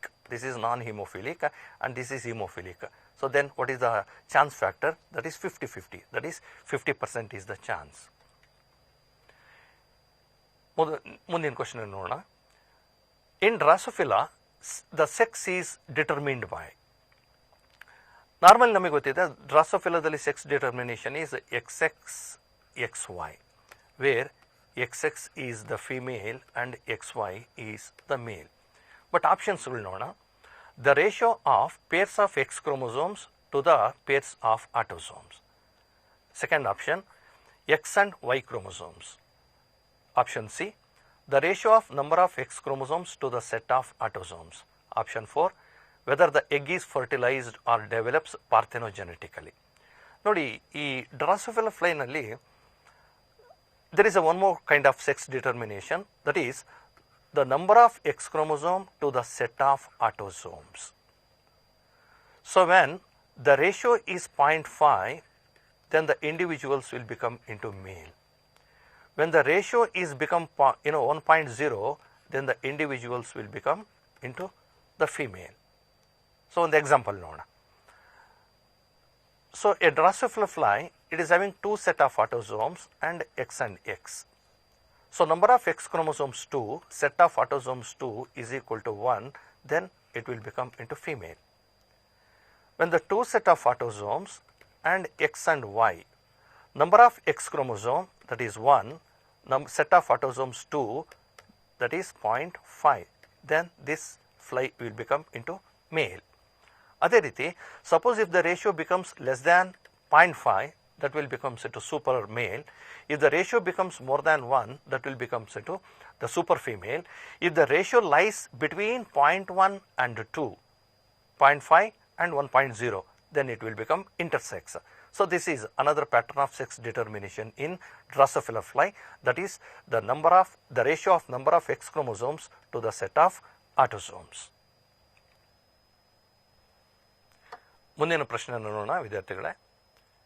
In garden pea, round shape seed is dominant over wrinkle shape. A pea plant heterozygous for round shape of seed is selfed and 1600 seeds produced during the cross subsequently germinated. How many seedlings would have the parental phenotype ಅಂತೇಳಿ. So ಇಲ್ಲಿ ನೋಡಿ, heterozygous round shape, heterozygous in the sense that is capital R small R, ಅದನ್ನು self cross ಮಾಡಿದಾಗ, so that is heterozygous condition. So we are getting the homozygous round and 2 are heterozygous round and 1 more is recessive.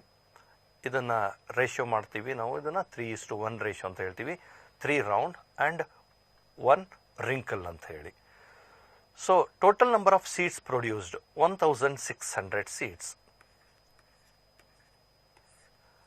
So what are the possible genotypes? There are 4 possible genotypes. 1600 divided by 4, so that is 400. ಆ 400 ನಲ್ಲಿ how many seedlings would have the parental phenotype? Parental phenotype ಅಂತ ಹೇಳಿದ್ರೆ that is the round color, the round shape. So in this progeny, the number of the parental progenies, that means the parental characters, that is 3. 400 multiplied by 3, so that gives 1200. So 1200, that is the answer.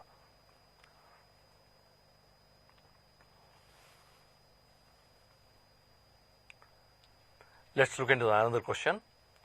In case of ABO blood grouping system in humans, the total number of phenotype and genotype are respectively. ನೋಡಿ, ABO system ಅಂತ ಹೇಳಿದ್ರೆ ಅದರಲ್ಲಿ 4 ಥರ blood ಗ್ರೂಪ್ಸನ್ನು ನಾವು study ಮಾಡಿದ್ದೀವಿ. That is blood group A, B, AB and O. So these are the 4 phenotypic blood groups. ಹಾಗೆ ಜಿನೋಟೈಪ್ಸ್ ಅಂತಲೂ ಕೂಡ ಕ್ವಶನಲ್ಲಿ ಕೇಳ್ತಾ ಇದೆ. So for example, A blood group, it is controlled by the homozygous alleles IA, IA and also the heterozygous condition IA small I. So there are 2 genotypes for A blood group. ಅದೇ ರೀತಿ B blood group ನಲ್ಲೂ ಕೂಡ ನೋಡೋದಾದರೆ IB, IB, that is homozygous B blood group, and one more is IB and small I, this is heterozygous condition. There are 2 genotypes. And if you look into the genotypes for the AB blood group, IA and IB, ಮೊದಲೇ ಹೇಳ್ತಾ ಇದ್ದೀನಿ ನಿಮಗೆ codominance ಅಂತ ಹೇಳಿಬಿಟ್ಟು. So IA and IB both are together, they are going to produce both antigens A and B, that blood group become AB and it has only 1 genotype. And O blood group, where the antigens are absent, and so that it is controlled by small I. And if you go through 1, 2, 3, 4, 5, 6. So totally there are 6 genotypes, and phenotypes there are 4. So phenotypes are 4 and genotype that is 6. ಮುಂದಿನ ಪ್ರಶ್ನೆ ನೋಡೋಣ. The cross between a red fruit bearing tomato plant with yellow fruit bearing plant yielded 173 plants. Out of these, 84 produced red fruits while 89 produced yellow fruits. The genotype of the parents is most likely to be.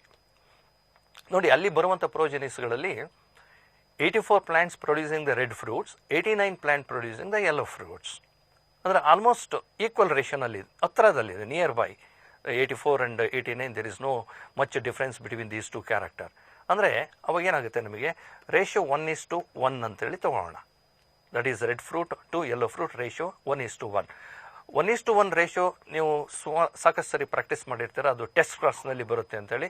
Test cross ಅಂದರೆ it is the cross made between F1 hybrid with double recessive parent ಅಂತ. ಕೊಟ್ಟಿರುವಂಥ ಜಿನೋಟೈಪ್ಗಳನ್ನು ನೋಡಿರಿ, ಆ ಜಿನೋಟೈಪ್ಸ್ನಲ್ಲಿ ಒಂದು ಹೆಟ್ರೋಝೈಗಸ್ condition ಇರಬೇಕು, that is capital R small r, that is F1 hybrid ಆಗುತ್ತೆ.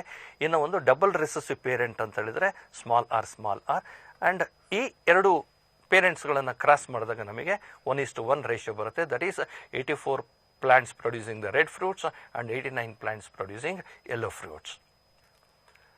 ಇನ್ನೊಂದು ಪ್ರಶ್ನೆ ನೋಡೋಣ. If the blood group of the parents is O positive, then the probable blood group of the child would be. ನೋಡಿ, ಇಲ್ಲಿ 2 ಪೇರೆಂಟ್ಸನ್ನು ಕೂಡ O positive ಅಂತ ಹೇಳ್ತಾ ಇದೆ. Probable blood group of the child would B O positive ಅಂತ ಹೇಳಿದ್ರೆ, positive it is because of the RH factor. So that is RH positive, that is the RH factors are present, then the blood group is said to be O positive ಅಂತ ಹೇಳ್ತೀವಿ. ಅಲ್ಲಿ homozygous ಅಥವಾ ಹೆಟ್ರೋಝೈಗಸ್ ಅಂತ ಯಾವುದೇ condition ಹೇಳಿಲ್ಲ. ಅವಾಗ ನಾವೇನು ಮಾಡ್ಬೋದು, ಒನ್ ಈಸ್ RH ಪಾಸಿಟಿವ್, ಇನ್ನೊಂದು RH ನೆಗೆಟಿವ್, ಈ ರೀತಿ ಹೆಟ್ರೋಝೈಗಸ್ ಕಂಡೀಷನ್ ಅನ್ನು ತಗೊಳ್ಬೋದು. Heterozygous condition, this is 1 parent and another parent also, that is one is Rh positive and Rh negative, that is heterozygous condition, Rh positive and Rh negative. ಇಲ್ಲಿ possibility of getting O blood group in their child. Suppose if this allele fertilize with any one of this allele, then the child will become Rh positive only. Suppose if these two alleles are fertilized, that means the gametes carrying these alleles are fertilized, so that is Rh negative. So possibility, both positive blood as well as negative blood, both are the possibilities in this child.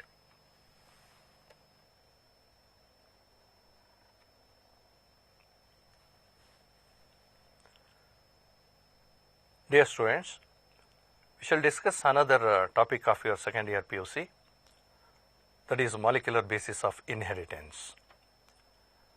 ನೋಡಿ ಚಿತ್ರ ನೋಡಿದ್ರೆ ಇಲ್ಲಿ ನೋಡಿ, ಇಲ್ಲಿ ಒಂದು ಮನುಷ್ಯ ಇದೆ, ಆ ಮನುಷ್ಯನ ಸುತ್ತನೂ ಕೂಡ ಒಂದು DNA ಸುತ್ತ ಹಾಕ್ಕೊಂಡಿದೆ. So that means not only the human beings, in any organisms, DNA which is so called a master molecule which controls all kinds of hereditary characters. ಹಾಗೆ ಇಲ್ಲೊಂದು ಹೆಲಿಕಲ್ ಸ್ಟ್ರಕ್ಚರ್ನ ನೋಡ್ತಾ ಇದ್ದೀರಾ, that is DNA structure, double helical model proposed by these two great biologist scientist Watson and Crick. ಹಾಗೆ ಈ ಡಯಾಗ್ರಾಮ್ನಲ್ಲಿ ನೋಡಿ, ಇಲ್ಲಿ biology ಅಂತ ಇದೆ, ಇಲ್ಲಿ ಫಿಸಿಕ್ಸ್ ಅಂತ ಇದೆ, ಇಲ್ಲಿ ಎಥಿಕ್ಸ್ ಅಂತ ಇದೆ, ಇನ್ಫಾರ್ಮ್ಯಾಟಿಕ್ಸ್ ಇದೆ, ಎಂಜಿನಿಯರಿಂಗ್ ಅಂತ ಇದೆ, ಕೆಮಿಸ್ಟ್ರಿ ಇದೆ. So that means this is the DNA or the total molecular basis of inheritance. There is a contribution by so many scientists. They are maybe from the field of chemistry or even field of the physics also. And also lot of informations have been stored, that is in the informatics, and also the engineering, for example genetic engineering ಅಥವಾ DNA fingerprinting technology ಅಂತ ಏನು ಓದಿದೀವಲ್ಲ, so it is also concerned with the engineering. and ಇಲ್ಲಿ ಇನ್ನೊಂದು term ಇದೆ ethics ಅಂತ ಹೇಳಿ. there are lot of the ethical issues behind there are so many aspects of molecular basis of inheritance. ಈ ಟಾಪಿಕ್ನಲ್ಲಿ ನೀವೇನೇನು study ಮಾಡಿದ್ದೀರ ಅಂತೇಳಿ ಒಂದ್ಸರಿ ಗ್ಲಾನ್ಸ್ ಮಾಡ್ಕೊಳ್ಳೋಣ. ಹಾಗೆಯೇ ಒಂದು you studied about the nucleic acids like DNA and RNA and search for the genetic material, whether it is the DNA is the genetic material or the RNA is the genetic material, what are the properties of genetic material ಅಂತ study ಮಾಡಿದ್ದೀರಾ. ಆನಂತರ DNA replication ಅಂತ ನೋಡಿದ್ದೀರಾ, genetic code, transcription, translation, lac operon concept, human genome project, DNA finger printing, ಈ ರೀತಿ ಬೇರೆ ಬೇರೆ ಸಬ್ ಟಾಪಿಕ್ಸ್ಗಳನ್ನು ಇದರಲ್ಲಿ ನೀವು ಸ್ಟಡಿ ಮಾಡಿದ್ದೀರಾ. ಒಂದು ನ್ಯೂಕ್ಲಿಕ್ ಆಸಿಡ್ಸ್ನಲ್ಲಿ ನೀವು ಸ್ಟಡಿ ಮಾಡಿರುವಂಥದ್ದು DNA and RNA are the 2 nucleic acids, and both the DNA and RNA they are composed of 3 components ನೀವು ಸ್ಟಡಿ ಮಾಡಿದ್ದೀರೋ. ಒಂದು ಪೆಂಟೋ ಶುಗರ್, ಇನ್ನು ಒಂದು nitrogen base, and one more is the phosphate group. But the type of the pento sugar in case of DNA and RNA ನಿಮಗೆ ಗೊತ್ತಿದೆ. DNA-ನಲ್ಲಿ ಡಿಯಾಕ್ಸಿರೈಬೋಸ್ sugar ಅಂತ ಹೇಳ್ತೀರಾ, RNA-ನಲ್ಲಿ ribose sugar ಅಂತ ಹೇಳಿ ಕರಿತೀರಾ. ನೈಟ್ರೋಜನ್ ಬೇಸಸ್ನಲ್ಲಿ purines and pyrimidines, adenine and guanine are the purines in DNA, and thymine and cytosine are the pyrimidines. Whereas in case of RNA, adenine and guanine are the 2 purines, uracil and cytosine are the pyrimidines, and one more is the phosphate group. So ಈ ಸ್ಟ್ರಕ್ಚರನ್ನು ನೀವು ಚೆನ್ನಾಗಿ study ಮಾಡಿದ್ದೀರ, structure of DNA ಮತ್ತು RNA ಬಗ್ಗೆ. ಆಮೇಲೆ search for the genetic material. ಒಂದು genetic material ಅಂದರೆ ಆ ಜೆನೆಟಿಕ್ ಮೆಟೀರಿಯಲ್ನಲ್ಲಿ ಪ್ರಾಪರ್ಟೀಸ್ಗಳು ಏನೇನಿರಬೇಕು ಅಂತ ಹೇಳ್ಬಿಟ್ಟು, ಒಂದು it should produce it's replica, ಅಂದರೆ ಅದು ರೆಪ್ಲಿಕೇಶನ್ ಆಗುವಂಥ ಕೆಪಾಸಿಟಿ ಇರಬೇಕು, and chemically and structurally it should be very stable, and it shows A gradual changes which is so called mutation ಆಗುವಂಥ ಕ್ಯಾರೆಕ್ಟರ್ಸ್ ಇರಬೇಕು, and it should express the Mendelian characters, and protein does not fulfil. ನೋಡಿ, ಇದಿಷ್ಟು ಕ್ಯಾರೆಕ್ಟರ್ಸ್ಗಳನ್ನು ನೋಡಿದಾಗ ಪ್ರೋಟೀನ್ನಲ್ಲಿ ಈ ಕ್ಯಾರೆಕ್ಟರ್ಸ್ಗಳು ಇರೋದಿಲ್ಲ, but these characters are present only in DNA and RNA fulfill these character.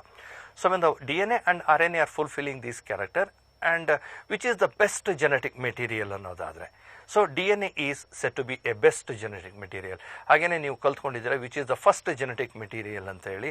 The first genetic material is the RNA. So these are the properties of the genetic material. ಆನಂತರ ಈ genetic material DNA ಅಂತೇಳಿ ಕಂಡುಹಿಡಿಯಲಿಕ್ಕೋಸ್ಕರ ಸಾಕಷ್ಟು ಸೈಂಟಿಸ್ಟ್ಗಳು ಎಕ್ಸ್ಪೆರಿಮೆಂಟ್ಸ್ಗಳನ್ನು conduct ಮಾಡಿದರು. ಅದರಲ್ಲಿ this is also one of the experiments. ಅದನ್ನು Griffith experiments ಅಥವಾ transforming experiments ಅಥವಾ principles ಅಂತ ಹೇಳಿ ಕರಿತೀವಿ. ಆ್ಯಂಡ್ ನಿಮಗೆ ಗೊತ್ತಿದೆ, ಇದನ್ನ ಸ್ಟಡಿ ಮಾಡಿದ್ದು ಬೈ ಟೇಕಿಂಗ್ ದ ಬ್ಯಾಕ್ಟೀರಿಯಾ ಡಿಪ್ಲೋಕಾಕಸ್ ನ್ಯೂಮೋನಿ ಅಥವಾ ಸ್ಟ್ರೆಪ್ಟೋಕಾಕಸ್ ನ್ಯೂಮೋನಿ ಅಂತ ಹೇಳ್ತೀವಿ, which causes pneumonia disease. And ಅದರಲ್ಲಿ ಎರಡು R strain and S strain, rough bacteria and smooth bacteria. When the rough bacteria it is avirulent and smooth bacteria it is virulent. When the rough bacteria that is avirulent, it is injected to a mice and that mouse it leaves. When the smooth bacteria, nodi illindo diagram, this smooth bacteria when it is injected to a live mouse, so where the mouse dies because the smooth bacteria it is virulent, it causes pneumonia. And another one, when the heat killed smooth bacteria injected to the mice, it leaves. So where that bacteria is killed, when it is injected to the mice it leaves. When in the last diagram nodi, when the heat killed S strain mixed with R strain then injected to a mouse, what happens? The mouse dies. So then some material, some genetic material from the heat killed S type of bacteria, when it is mixed with the R type of bacteria transformed into S type, where the avirulent bacteria develops into a virulent bacteria when it is injected to the mice, so where it dies. So it explains the transformation principles of Griffith. ಹಾಗೆ biochemical characterisation, ಅದನ್ನು ಇನ್ನು biochemical ಎಕ್ಸ್ಪೆರಿಮೆಂಟ್ಸನ್ನು ಮಾಡಿಬಿಟ್ಟು ಅದನ್ನು prove ಮಾಡ್ತಾರೆ, which one is the exactly the genetic material ಅಂತ ಹೇಳ್ಬಿಟ್ಟು by the 3 scientist like Avery, MacLeod and McCarty ಅಂತ ಹೇಳಿ. ಆ ಮೊದಲನೇ ಸ್ಟೇಟ್ಮೆಂಟ್ ನೋಡಿ, when the heat killed S strain is mixed with the enzyme protease and then it is mixed with the live R strain and injected to the mouse and it causes the transformation. So protease in the treat ಮಾಡಿದಾಗ all proteins are killed. This indicates that protein is not the genetic material. Second statement ನೋಡೋಣ, heat killed S strain treated with RNase enzyme mixed with live R strain that also causes the transformation. ಇಲ್ಲಿ RNase ಜೊತೆಗೆ ಅದನ್ನು mix ಮಾಡಿದಾಗ RNA is destroyed. ಈ ಒಂದು RNA is destroyed, so there is a transformation, then RNA is not the genetic material. Last statement, heat killed S strain treated with DNase mixed with live R strain that causes no transformation. ಇಲ್ಲಿ transformation ಆಗೋದಿಲ್ಲ, ಯಾಕೆಂದರೆ so when that mixture, then the heat killed S strain, that extract is mixed with DNase enzyme, whatever the DNA present in that extract is destroyed. When it is mixed with the R strain, there is no transformation due to absence of DNA. This indicates that DNA is the genetic material ಅಂತೇಳಿ ಈ 3 ಸೈಂಟಿಸ್ಟ್ಗಳು Discover ಮಾಡಿದ್ದಂಥದ್ದನ್ನು ಓದಿದ್ದೀರಾ. ಇನ್ನು ಒಂದು ಹ್ಯಾರ್ಷಿ and chase experiment ಅಥವಾ blenders experiment ಅಂತಲೂ ಕೂಡ ನೀವು study ಮಾಡಿದ್ದೀರಾ. So the bacteriophages which are grown in S35 and P32 medium, when they are allowed to infect the bacteria, and whether the bacteria will be become radioactive or non-radioactive ಅಂತ ಹೇಳ್ಬಿಟ್ಟು ಕಂಡಿಡಿದಂಥ ಒಂದು experiment. ಇದರಲ್ಲೂ ಕೂಡ ಗೊತ್ತಾಗುತ್ತೆ the transforming agent that is from the bacteriophage that enters in to the bacterial cell, actually it is the DNA but not the protein coat ಅಂತ ಹೇಳ್ಬಿಟ್ಟು. And this is also another experiment you studied that also proves that DNA is the transforming agent ಅಂತ ಹೇಳಿ. ಇನ್ನು ಒಂದು DNA replication ಅನ್ನು study ಮಾಡಿದ್ದೀರಾ. A parental DNA is going to produce 2 identical copies of daughter DNA molecules ಅಂತ ಹೇಳ್ಬಿಟ್ಟು. And ಇಲ್ಲಿ ನೋಡಿದ್ದೀರಾ ಈ ಒಂದು ಪೇರೆಂಟಲ್ ಸ್ಟ್ಯಾಂಡ್ ಯಾವ ರೀತಿ ಸಪ್ರೇಟ್ ಆಗುತ್ತೆ ಅಂತೇಳಿ. ಸಪ್ರೇಟ್ ಆಗಿಬಿಟ್ಟು 2 ಸ್ಟ್ಯಾಂಡ್ಸ್ಗಳು both the single strand DNA acts as a template. ಆ ಟೆಂಪ್ಲೇಟ್ ಸ್ಟ್ಯಾಂಡ್ ಮೇಲ್ಗಡೆ new strand is synthesised. One strand is forming towards the replication fork, another strand is forming away from the replication fork. ಇಲ್ಲಿ ಒಂದನ್ನು observe ಮಾಡಿ, both the new strands which are forming one towards the replication fork, another away from the replication fork. ಇದನ್ನು leading strand ಅಂತ ಹೇಳಿ ಕರಿತೇವೆ, ಇದನ್ನು lagging strand ಅಂತ ಹೇಳಿ ಕರಿತೇವೆ. ಆ್ಯಂಡ್ ದೀಸ್ ಫ್ರಾಗ್ಮೆಂಟ್ಸ್ಗಳನ್ನು ಒಕಾಜಾಕಿ ಫ್ರಾಗ್ಮೆಂಟ್ಸ್ ಅಂತ ಕರಿತೀವಿ.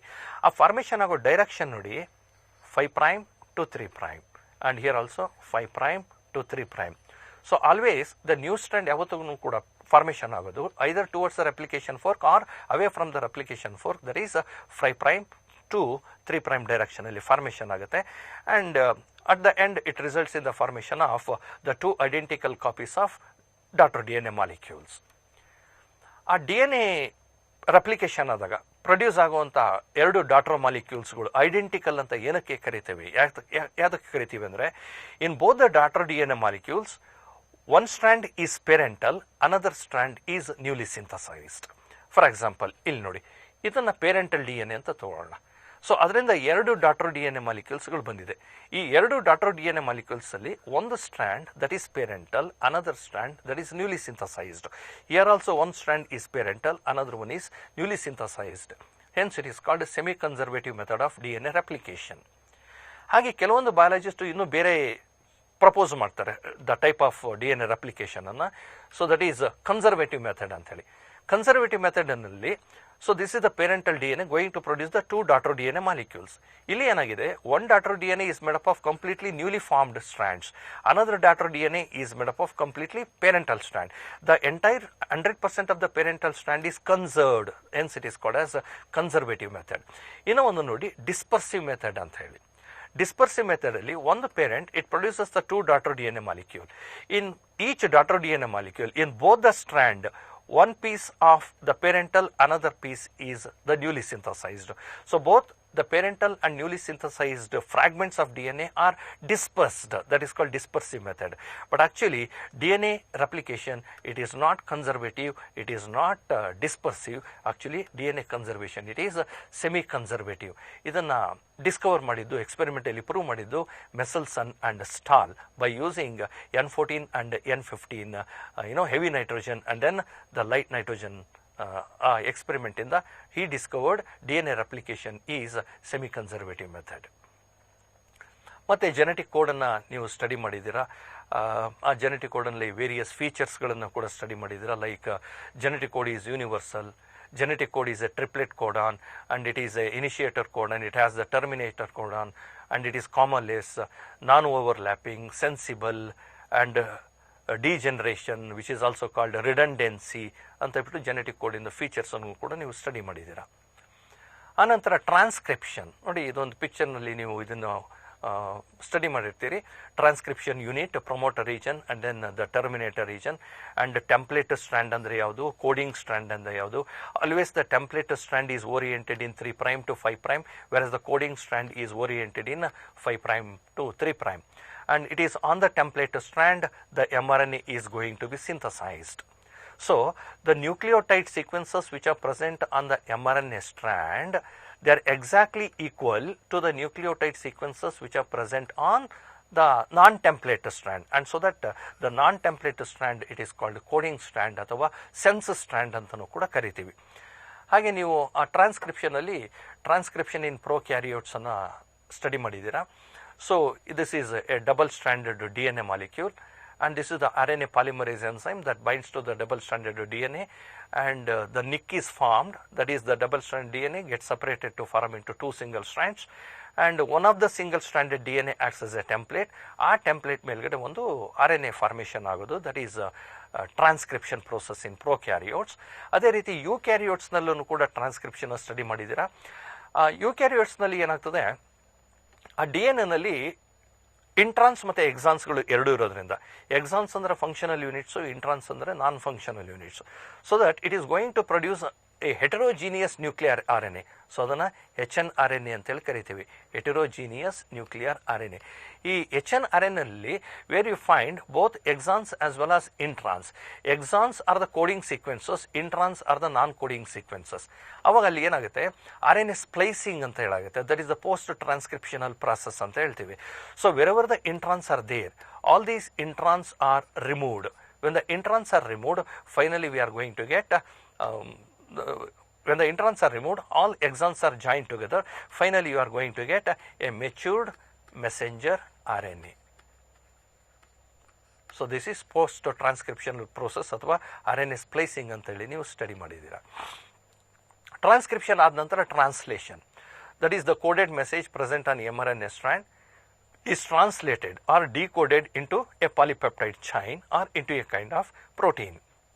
ಅದರಲ್ಲಿ 4 ಇವೆಂಟ್ಸ್ಗಳು ಬರುತ್ತೆ. ಒಂದು ಆಕ್ಟಿವೇಶನ್ ಆಫ್ ಅಮಿನೋ ಆಸಿಡ್ ಅಥವಾ ಚಾರ್ಜಿಂಗ್ ಆಫ್ ಅಮಿನೋ ಆಸಿಡ್ ಅಂತ ಹೇಳ್ತೇವೆ. ಇನ್ನೊಂದು chain initiation, chain elongation and finally chain termination ಅಂತ ಹೇಳಿ.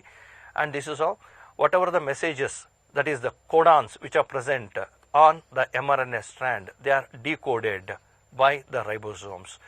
And as these codons are codes for a specific amino acids, all the codons are decoded into number of amino acids, and these number of amino acids held together by means of peptide bond, and that results in the formation of a polypeptide or a protein. That is the process of translation. ಅನಂತರ ಇನ್ನು ಒಂದು regulation of gene expression, ಅದು ಲ್ಯಾಕೋಪೆರಾನ್ concept, ಅದನ್ನು ಕೂಡ study ಮಾಡಿದ್ದೀರಾ. So that is the utilisation of lactose molecules by the E coli bacteria. that explains how the genes are switched on and how the genes are switched off. ಯಾವುದೇ ಒಂದು gene expression ಆಗಬೇಕು ಅಂತ ಹೇಳಿದ್ರೆ that gene is controlled by so many other genes, and those genes are regulating one gene. And this is what you studied when the lactose molecules are absent in the nutrient medium, where the DNA of the E. coli is switched off, and so that there is no formation of any enzymes or any proteins. When the lactose molecules are added into the nutrient medium, immediately the DNA of the E. coli is switched on. Once it is switched on, it is going to produce RNA molecules, and there are 3 structural genes you study madidira, the Z, Y, A anta heli, and all the 3 genes going to produce 3 mRNA strand. All the 3 mRNA undergo translation, and now they are going to produce the 3 proteins which acts as 3 enzymes. Those 3 enzymes andre ಒಂದು beta galactosidase, and beta galactosidase permease, and one more is transacetylase. All the 3 enzymes are required to break the lactose into glucose and galactose, and then only the DNA is switched off. And this indicates how the genes are regulated. Another new study madidira, that is Lac-Operon concept proposed by Jacob and Monod. ಮತ್ತೆ human genome project ಅನ್ನು ಕೂಡ study ಮಾಡಿದ್ದೀರಾ. ಅದರದ್ದು features of human genome project, what are the total number of chromosomes are present in a human cell, what are the number of jeans present on those chromosomes, and which is the longest chromosome, which is the smallest chromosome, and how many genes are identical from one individual to another individual, and the entire thing which is brought under Human Genome Project, and you studied and learned very well. And one more technique, DNA fingerprinting, and you know that it is one of the analytical technique developed by Alec Jeffrey from Leicester University, and he discovered how one can identify the individual by taking the DNA samples, that is the DNA fingerprinting. And one of the major technique employed here, it is RFLP ಅಂತ ಹೇಳ್ತೀವಿ, that is restriction fragments length polymorphism. It is the basis for the DNA fingerprinting, and where we have number of repeated units, they are called VNTR, that is variable number of tandem repeats. So these are some of the basis for the DNA fingerprinting. So ಇಷ್ಟೆಲ್ಲ various ಟಾಪಿಕ್ಸ್ಗಳನ್ನು ನೀವು ಈ molecular basis of ಇನ್ಹೆರಿಟೆನ್ಸ್ನಲ್ಲಿ study ಮಾಡಿದ್ದೀರಾ. ಈಗ ಕೆಲವೊಂದು ಕ್ವಶನ್ಸ್ಗಳು ಈ ಟಾಪಿಕ್ಸ್ನಲ್ಲಿ ಯಾವ ರೀತಿ ಬರುತ್ತೆ ಅನ್ನೋದನ್ನು ಸ್ವಲ್ಪ ಡಿಸ್ಕಸ್ ಮಾಡೋಣ. ಮೊದಲನೇ ಪ್ರಶ್ನೆ ನೋಡೋಣ.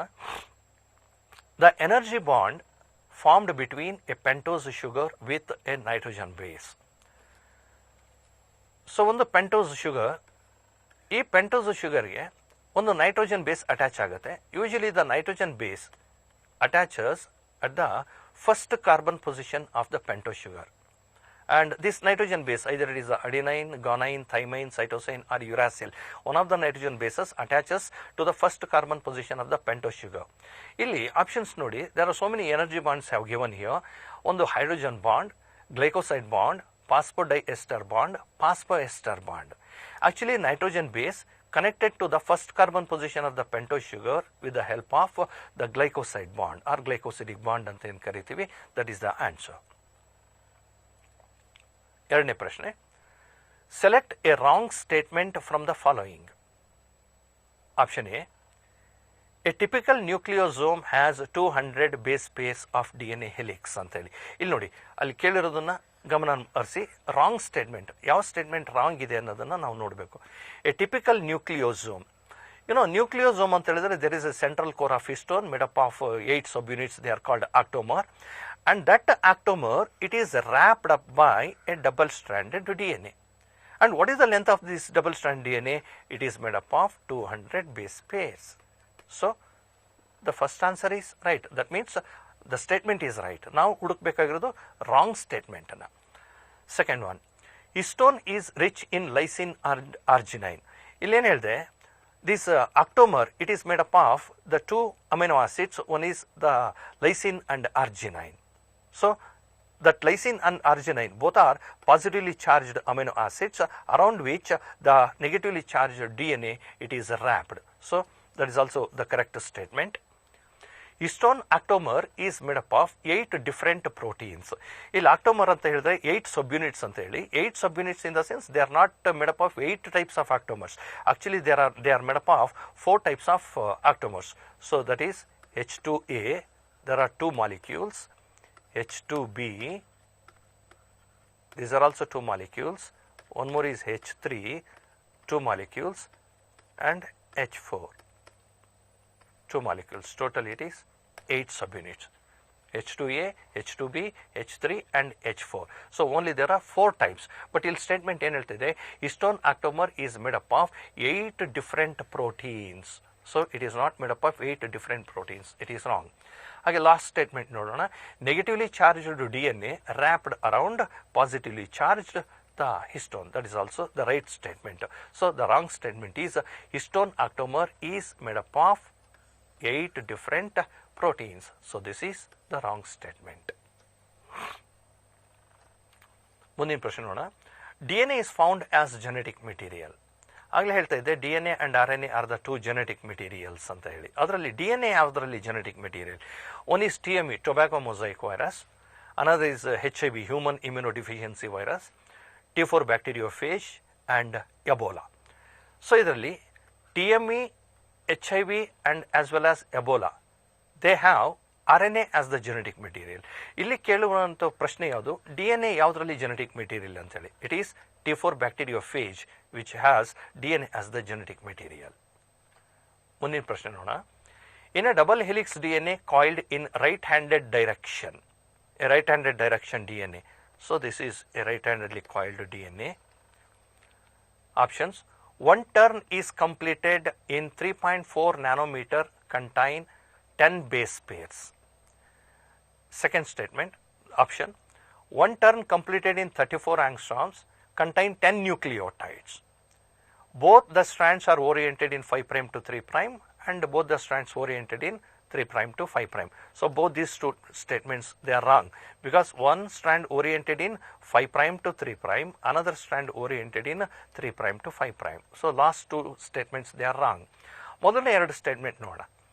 One turn completed in 3.4 nanometer. See, one turn it is completed in 3.4 nanometer or 34 angstroms ಅಂತನೂ ಕರಿತೀವಿ ಅಥವಾ 3.4 nanometer ಅಂತನೂ ಕೂಡ ಹೇಳ್ತೀವಿ. That contains 10 base pairs. So like this one turn which contains the 10 base pairs. So this is right. But second statement ಯಾಕೆ wrong ಯಾಕೆ ನೋಡಿ. One turn completed in 34 angstroms. Yes, one turn is completed in 34 angstroms. That is right. Contain 10 nucleotides ಅಂತ ಹೇಳ್ತಾ ಇದೆ. Actually it is not 10 nucleotides. Actually it is 10 base pairs. And so that the option A is right. ಮುಂದಿನ ಪ್ರಶ್ನೆ ನೋಡೋಣ. During DNA replication, Okazaki fragments are formed away from the replication fork. Identify the direction in which they are formed. ಆಗಲೇ diagram ತೋರಿಸಿದಾಗ ನಿಮಗೆ ಹೇಳ್ತಾ ಇದೆ, the new strand which is formed either towards the replication fork or away from the replication fork. Always the new strand is synthesized only in one direction, that is 5' to 3' direction only. A right-handedly coiled double helix DNA measures about 204 nanometer length that contains 35% of A to T base pairs. What is the total number of hydrogen bonds present in that DNA? ನೋಡಿ, ಇದು ಒಂದು calculative question. ಇದು ಒಂದು ಅಲ್ಲಿ ಒಂದು length of the DNA ಕೊಟ್ಟಿದ್ದಾರೆ. Length of the DNA it is 204 nanometer.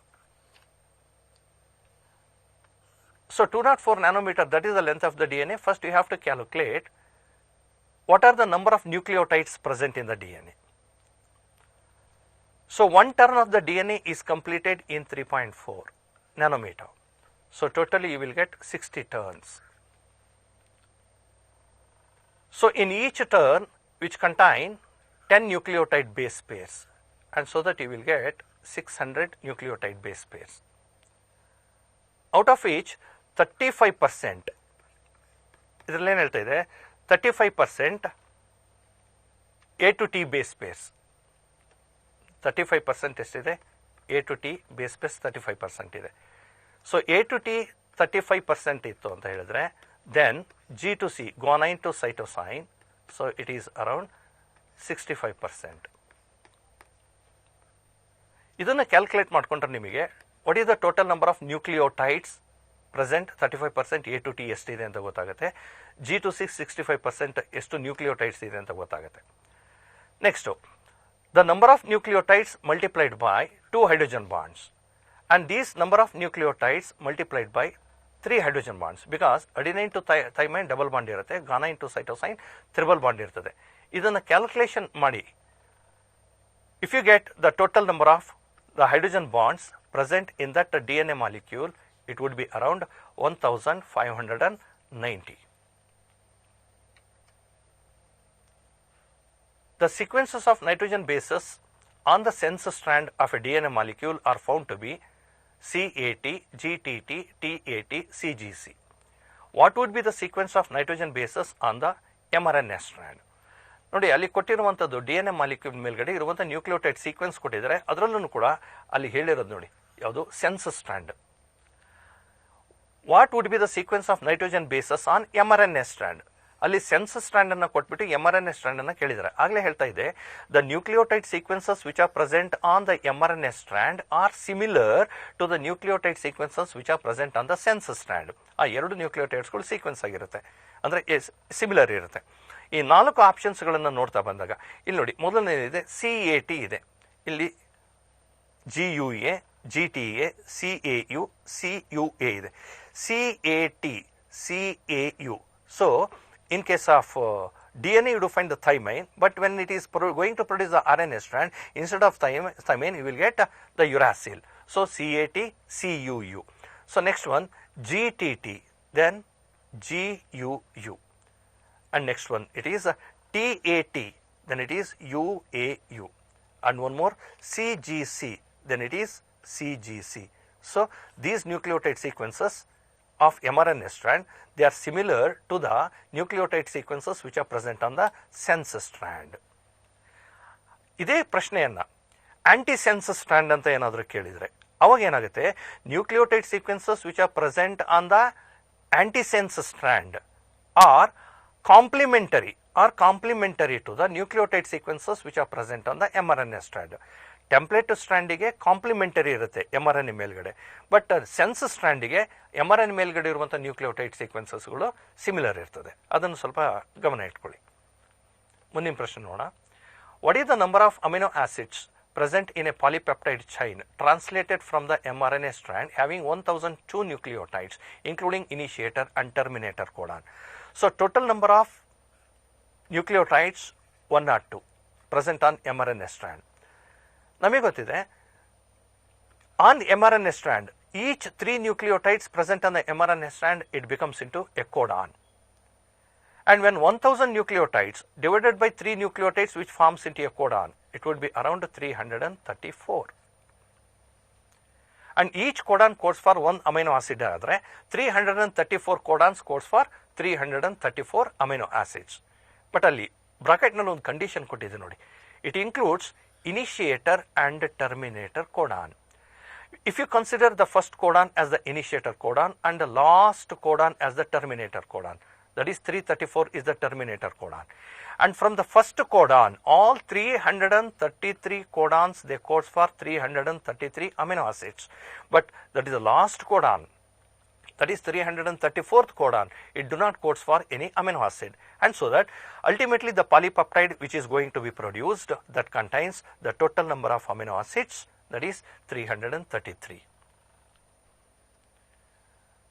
ಮುಂದಿನ ಪ್ರಶ್ನೆ ನೋಡೋಣ. A bacterium E. coli with completely radioactive DNA was allowed to replicate in non-radioactive medium for 2 generations. What is the percentage of the bacteria contains radioactive DNA.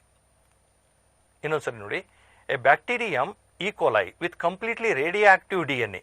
ಒಂದು ಬ್ಯಾಕ್ಟೀರಿಯಾದಲ್ಲಿ ಒಂದು radioactive DNA ಇದೆ, ಅದು this is the radioactive DNA is allowed to replicate in a non-radioactive medium for 2 generations. And see, it is very simple. It explains the semi-conservative method of DNA replication. So, ಇದು ಮೊದಲನೇ generation, ಅದರ ಮೇಲ್ಗಡೆ new strand formation ಆಗುತ್ತೆ. So, this is first generation. It is allowed to grow for about 2 generations. Again, they are going to produce 2 more, the daughter DNA molecules. So, this is the parental. This is also parental, this is parental, this is also parental, on which a new strand is going to be synthesized. This is the new strand. ಕೊನೆಗೆ ಪ್ರಶ್ನೆ ನೋಡಿ ಏನಿದೆ, what is the percentage of the bacteria contains radioactive DNA? ನೋಡಿ, this DNA is radioactive, this DNA is also radioactive, but look at these 2 DNA molecules, these are totally non-radioactive. So, that means 50% of the DNA are radioactive and remaining 50% of the DNA they are non-radioactive, that is 50%. ಮುಂದಿನ ಪ್ರಶ್ನೆ, during transcription the promoter is recognised by. So transcription ಆಗಬೇಕಾದ್ರೆ ಆಗಲೇ ನೋಡಿದ್ವಿ ಟ್ರಾನ್ಸ್ಕ್ರಿಪ್ಷನಲ್ unit ಅಂತ ಹೇಳಿ. So this is the promoter region and this is the terminator region. This is the promoter and this is terminator. And this promoter region is recognized by RNA polymerase. ಈ RNA polymerase ಅಂದರೆ ಯಾರ ಮೇಲೆ bind ಆಗ್ತದೆ ಅಂದರೆ ಯಾವ strand ಮೇಲ್ಗಡೆ bind ಆಗ್ತಾ ಇದೆ, it binds on the DNA strand, so that it is DNA dependent RNA polymerase. So ನೀವು ಈ ಆಪ್ಷನ್ಸ್ ಅಲ್ಲಿ ನೋಡಿದ್ರೆ ಗೊತ್ತಾಗುತ್ತೆ. So that is DNA dependent RNA polymerase. It helps in transcription process.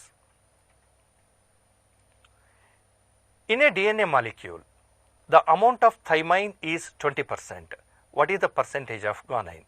ನೋಡಿ, ಈ ಥರದ್ದು ತುಂಬ ಸಿಂಪಲ್ ಕ್ವಶನ್ ಇದು. ಈ ಥರದ್ದು ಸ್ವಲ್ಪ ನಾಲೆಡ್ಜ್ ಲೆವೆಲ್ ಅಂತ ಹೇಳ್ತೀವಿ. ಇದಕ್ಕಿಂತ ಮೊದಲು ನೋಡಿದ್ದು ನಾವು ಅಪ್ಲಿಕೇಶನ್ ಲೆವೆಲ್ ಅಂತ ಹೇಳ್ತೀವಿ. ಈ ನಾಲೆಡ್ಜ್ ಲೆವೆಲ್ ಕ್ವಶನ್ ನೋಡಿ, ಥೈಮೈನ್ ಅವರೇ ಕೊಟ್ಟಿದ್ದಾರೆ ಕ್ವಶನಲ್ಲಿ, ಥೈಮೈನ್ ಈಸ್ 20% ಅಂತ ಹೇಳಿ. So then what is the percentage of guanine ಅಂತ ಹೇಳ್ಬಿಟ್ಟು, when the thymine is 20%, thymine pairs with adenine, adenine is also 20%, 20 + 20 that is 40. ಹಾಗಾದ್ರೆ ಇನ್ನು ಉಳಿದಿದ್ದು ಇನ್ನೆಷ್ಟು ಆಯಿತು, 60. Out of 60 where guanine pairs with cytosine. So then guanine is 30% and cytosine that is also 30%. Together it is 60%. So the percentage of guanine in the DNA molecule it is 30%. What is true about DNA replication? Option A, 1/3 of daughter DNA is parental, 2/3 of daughter DNA is parental, 1/4 of daughter DNA is parental, 2/4 of daughter DNA is parental. So ಈಗ ತಾನೇ ಸಾಕಷ್ಟು ನೋಡಿದ್ದೀವಿ D N A replication ಆಗಬೇಕಾದ್ರೆ semi conservative ಅಂತ ಹೇಳಿ. ಅದರಲ್ಲಿ 1 strand is parental, another strand is newly synthesised ಅಂತ ಹೇಳಿ ಕರಿತೀವಿ. That is 50% is parental, other 50% is newly synthesised. So that means it is 2/4, nothing but 1/2, that is 0.5. That means 50% is parental and remaining 50% that is the newly synthesized.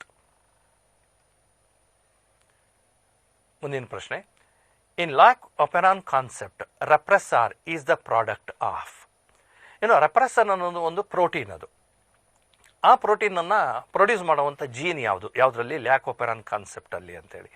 ಈ lac operon ಕಾನ್ಸೆಪ್ಟಲ್ಲಿ ಆಗಲೇ ಹೇಳ್ತಾ ಇದ್ದೆ switch on and switch off mechanism ಅಂತ ಹೇಳಿ. When the required proteins are the enzymes, when they are not required, why? Because the lactose molecules are absent. When the lactose molecules are absent, these enzymes are not required, then the repressor protein is produced by one of the genes, that is regulator gene. Regulator gene ಏನು ಮಾಡುತ್ತೆ, ಒಂದು regressor ಅಂತ ಒಂದು protein produce ಮಾಡುತ್ತೆ, and that repressor will binds to the operator gene. Actually promoter gene ಮೇಲ್ಗಡೆ RNA polymerase enzyme ಇರುತ್ತೆ and it do not transcribes the structural genes, and so that I gene it produces the repressor protein. ಮುಂದಿನ ಪ್ರಶ್ನೆ ನೋಡೋಣ, reverse transcriptase involves. ಆಗಲೇ ಒಂದು transcriptase ನೋಡಿದ್ವಿ, that is DNA dependent RNA polymerase ಅಂತೇಳಿ. ಇಲ್ಲಿ ನೋಡಿ ರಿವರ್ಸ್ ಟ್ರಾನ್ಸ್ಕ್ರಿಪ್ಟೇಸ್, ನಾವು ನೋಡಿದ್ದೇನು, the DNA it is going to produce RNA strand. So this is transcription. ಇಲ್ಲಿ ರಿವರ್ಸ್ ಟ್ರಾನ್ಸ್ಕ್ರಿಪ್ಟೇಸ್ ಅಂದರೆ it involves in the reverse transcription process where RNA is going to produce the DNA strand. ಇಲ್ಲಿ ಎರಡರಲ್ಲೂ ಕೂಡ polymerase enzyme ಬರುತ್ತೆ. ಇಲ್ಲಿ ಯಾವುದು ಬರುತ್ತೆ? DNA dependent RNA polymerase. ಇಲ್ಲಿ ಯಾವುದು ಬರುತ್ತೆ? The RNA dependent DNA polymerase. So RNA dependent DNA polymerase is the enzyme. It helps in reverse transcription. That is RNA dependent DNA polymerase. ಮುಂದಿನ ಪ್ರಶ್ನೆ ನೋಡೋಣ. Why DNA replication is said to be conservative? DNA replication is said to be semi-conservative. Semi-conservative ಅಂತ ಹೇಳಲಿಕ್ಕೆ what is the reason? One DNA synthesize two daughter DNA molecule. Wrong. ಅದಕ್ಕೆ ನಾವು semi conservative ಅಂತ ಹೇಳೋದಿಲ್ಲ. One DNA synthesize one daughter DNA. That is also wrong. Both A and B are right. Both A and B are wrong. So that is both the statements A and B are wrong. ಮುಂದಿನ ಪ್ರಶ್ನೆ ನೋಡೋಣ. The codon UUU and UUC codes for phenylalanine only. This feature of genetic code is called. ನೋಡಿ, ಇಲ್ಲಿ ಎರಡು ಕೋಡನ್ ಇದೆ. UUU that codes for phenylalanine, UUC that also codes for phenylalanine. In a triplet coding system, totally there are 64 codons are existed. Out of 64 codons, 3 codons they are nonsense codons and remaining 61 codons. And these 61 codons they codes for 20 amino acids. The reason, some of the amino acids are coded by one codon, but some of the amino acids are coded by more than 2 codons. That is called degeneracy ಅಂತ ಹೇಳಿ ಕರಿತೇವೆ. ಇಲ್ಲಿ ನೋಡಿ option commaless, non overlapping, redundancy, non ambiguous ಅಂತೇಳಿ. ನೋಡಿ, ಆ degeneracy ಅನ್ನೋ term ಇಲ್ಲೆಲ್ಲೂ ಇಲ್ಲ, but there is another term for degeneracy that is called redundancy. That is there are several codons codes for a single amino acid, or one amino acid is coded by more than 2 codons. That is called degeneracy ಅಥವಾ redundancy ಅಂತ ಹೇಳಿ ಅದನ್ನು ಕರಿತೇವೆ. ಮುಂದಿನ ಪ್ರಶ್ನೆ ನೋಡೋಣ. Choose A falls statement regarding DNA is genetic material than RNA. ನೋಡಿ, ಇಲ್ಲಿ ಮತ್ತೆ ಈ ಥರ ಪ್ರಶ್ನೆಗಳು ಬಂದಾಗ ಇದನ್ನು ಈ ಥರ ಮಾರ್ಕ್ ಮಾಡ್ಕೊಳ್ಳಿ. Whether they have asked the true statement or the false statement ಅದನ್ನು ನೋಡ್ಕೊಳ್ಳಿ. ಇಲ್ಲಿ ಫಾಲ್ಸ್ ಸ್ಟೇಟ್ಮೆಂಟನ್ನು ಕೇಳ್ತಾ ಇದ್ದಾರೆ regarding DNA is the better genetic material ಅಲ್ಲಿಗೆ. DNA is more stable than RNA. Yes, that is right. It is more stable. ನಾವು ಹುಡುಕಬೇಕಾಗಿರೋದು falls statement ಅನ್ನು. RNA mutate faster than DNA. That is also right. RNA undergo fast mutation rather than DNA. RNA acts as catalyst, hence it is reactive. That is also right. RNA ನಲ್ಲಿ particularly at the second position, carbon position, pentose sugar ನಲ್ಲಿ OH group ಏನಿರುತ್ತೆ, it is very active in RNA. But in DNA ಅಲ್ಲಿ OH group ಇರೋದಿಲ್ಲ, ಒಂದು oxygen molecule ಎಲ್ಲ absent ಆಗಿರೋದ್ರಿಂದ only hydrogen molecule is present, and so that DNA is chemically very less active. ಹಾಗೆ ನಾಲ್ಕನೇ statement ನೋಡೋಣ. DNA is chemically more reactive, so it is wrong. DNA is not more reactive, actually it is less reactive. ಅಲ್ಲಿ ಕೇಳ್ತಾ ಇರೋದು falls statement ಅನ್ನು ಕೇಳ್ತಾ ಇರೋದ್ರಿಂದ, so the DNA is chemically more reactive. This is the false statement. Dear students, ಇಷ್ಟು ಹೊತ್ತು ಈ ಎರಡು ಟಾಪಿಕ್ಸ್ನಲ್ಲಿ principles of inheritance and variations ಮತ್ತು ಮಾಲಿಕ್ಯುಲರ್ ಬೇಸಿಸ್ ಆಫ್ ಇನ್ಹೆರಿಟೆನ್ಸ್ನಲ್ಲಿ ಸಾಕಷ್ಟು ವಿಧವಾದ ಪ್ರಶ್ನೆಗಳನ್ನು ನೋಡಿದ್ವಿ. ಆ ಕೆಲವೊಂದು ಪ್ರಶ್ನೆಗಳಿಗೆ ಎಸ್ಪೆಷಲಿ ಪ್ರಿನ್ಸಿಪಲ್ಸ್ ಆಫ್ ಇನ್ಹೆರಿಟೆನ್ಸ್ ಅಥವಾ ಮಾಲಿಕ್ಯುಲರ್ ಬೇಸಿಸ್ ನಿಮ್ಮ ಸ್ವಲ್ಪ ವರ್ಕ್ ಮಾಡಬೇಕಾಗತ್ತೆ. ವರ್ಕ್ ಇನ್ ದ ಸೆನ್ಸ್, ನಿಮ್ಮ ಕ್ವಶನನ್ನು ಓದಿದಾಗ ಕೆಲವೊಂದಕ್ಕೆ ಕ್ಯಾಲ್ಕುಲೇಷನ್ಗಳು ಬೇಕಾಗುತ್ತೆ. ಯಾಕೆಂದರೆ ಅಪ್ಲಿಕೇಶನ್ ಲೆವೆಲ್ ಇರುತ್ತೆ, ಕೆಲವೊಂದು ಅಂಡರ್ಸ್ಟ್ಯಾಂಡಿಂಗ್ ಲೆವೆಲ್ ಇರುತ್ತೆ, ಕೆಲವೊಂದು ತುಂಬ ನಾಲೆಜ್ ಲೆವೆಲ್ ಇರ್ತದೆ. ಅಪ್ಲಿಕೇಶನ್ ಅಥವಾ ಅಂಡರ್ಸ್ಟ್ಯಾಂಡಿಂಗ್ ಲೆವೆಲ್ ಇದ್ದಾಗ ಸ್ವಲ್ಪ ಪ್ರಶ್ನೆಯನ್ನು ನೋಡ್ಕೊಂಡ್ಬಿಟ್ಟು ಸ್ವಲ್ಪ ವರ್ಕೌಟ್ ಮಾಡಿದರೆ ನೀವು ಒಂದು ಕರೆಕ್ಟ್ ಆನ್ಸರ್ನ ಬರಲಿಕ್ಕೆ ಚಾನ್ಸಸ್ ಇದೆ. ಇದೇ ರೀತಿಯಾದ ಪ್ರಶ್ನೆಗಳನ್ನು ನೀವು ಪ್ರಾಕ್ಟೀಸ್ ಮಾಡಿ. ನಿಮಗೆ ಒಳ್ಳೆಯದಾಗಲಿ ಅಂತ ಹೇಳ್ಬಿಟ್ಟು ಹಾರೈಸ್ತಾ ಇದ್ದೀನಿ. All the best. Thank you very much.